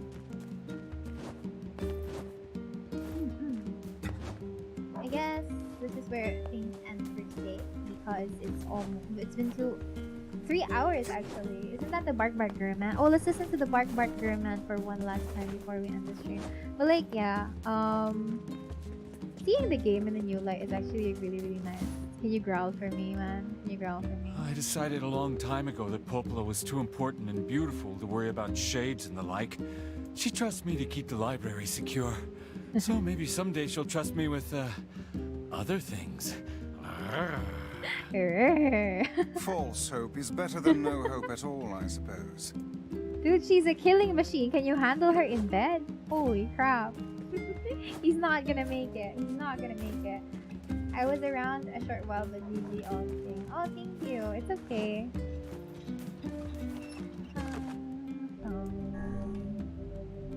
Okay, that's a lot of progress for today. Ew.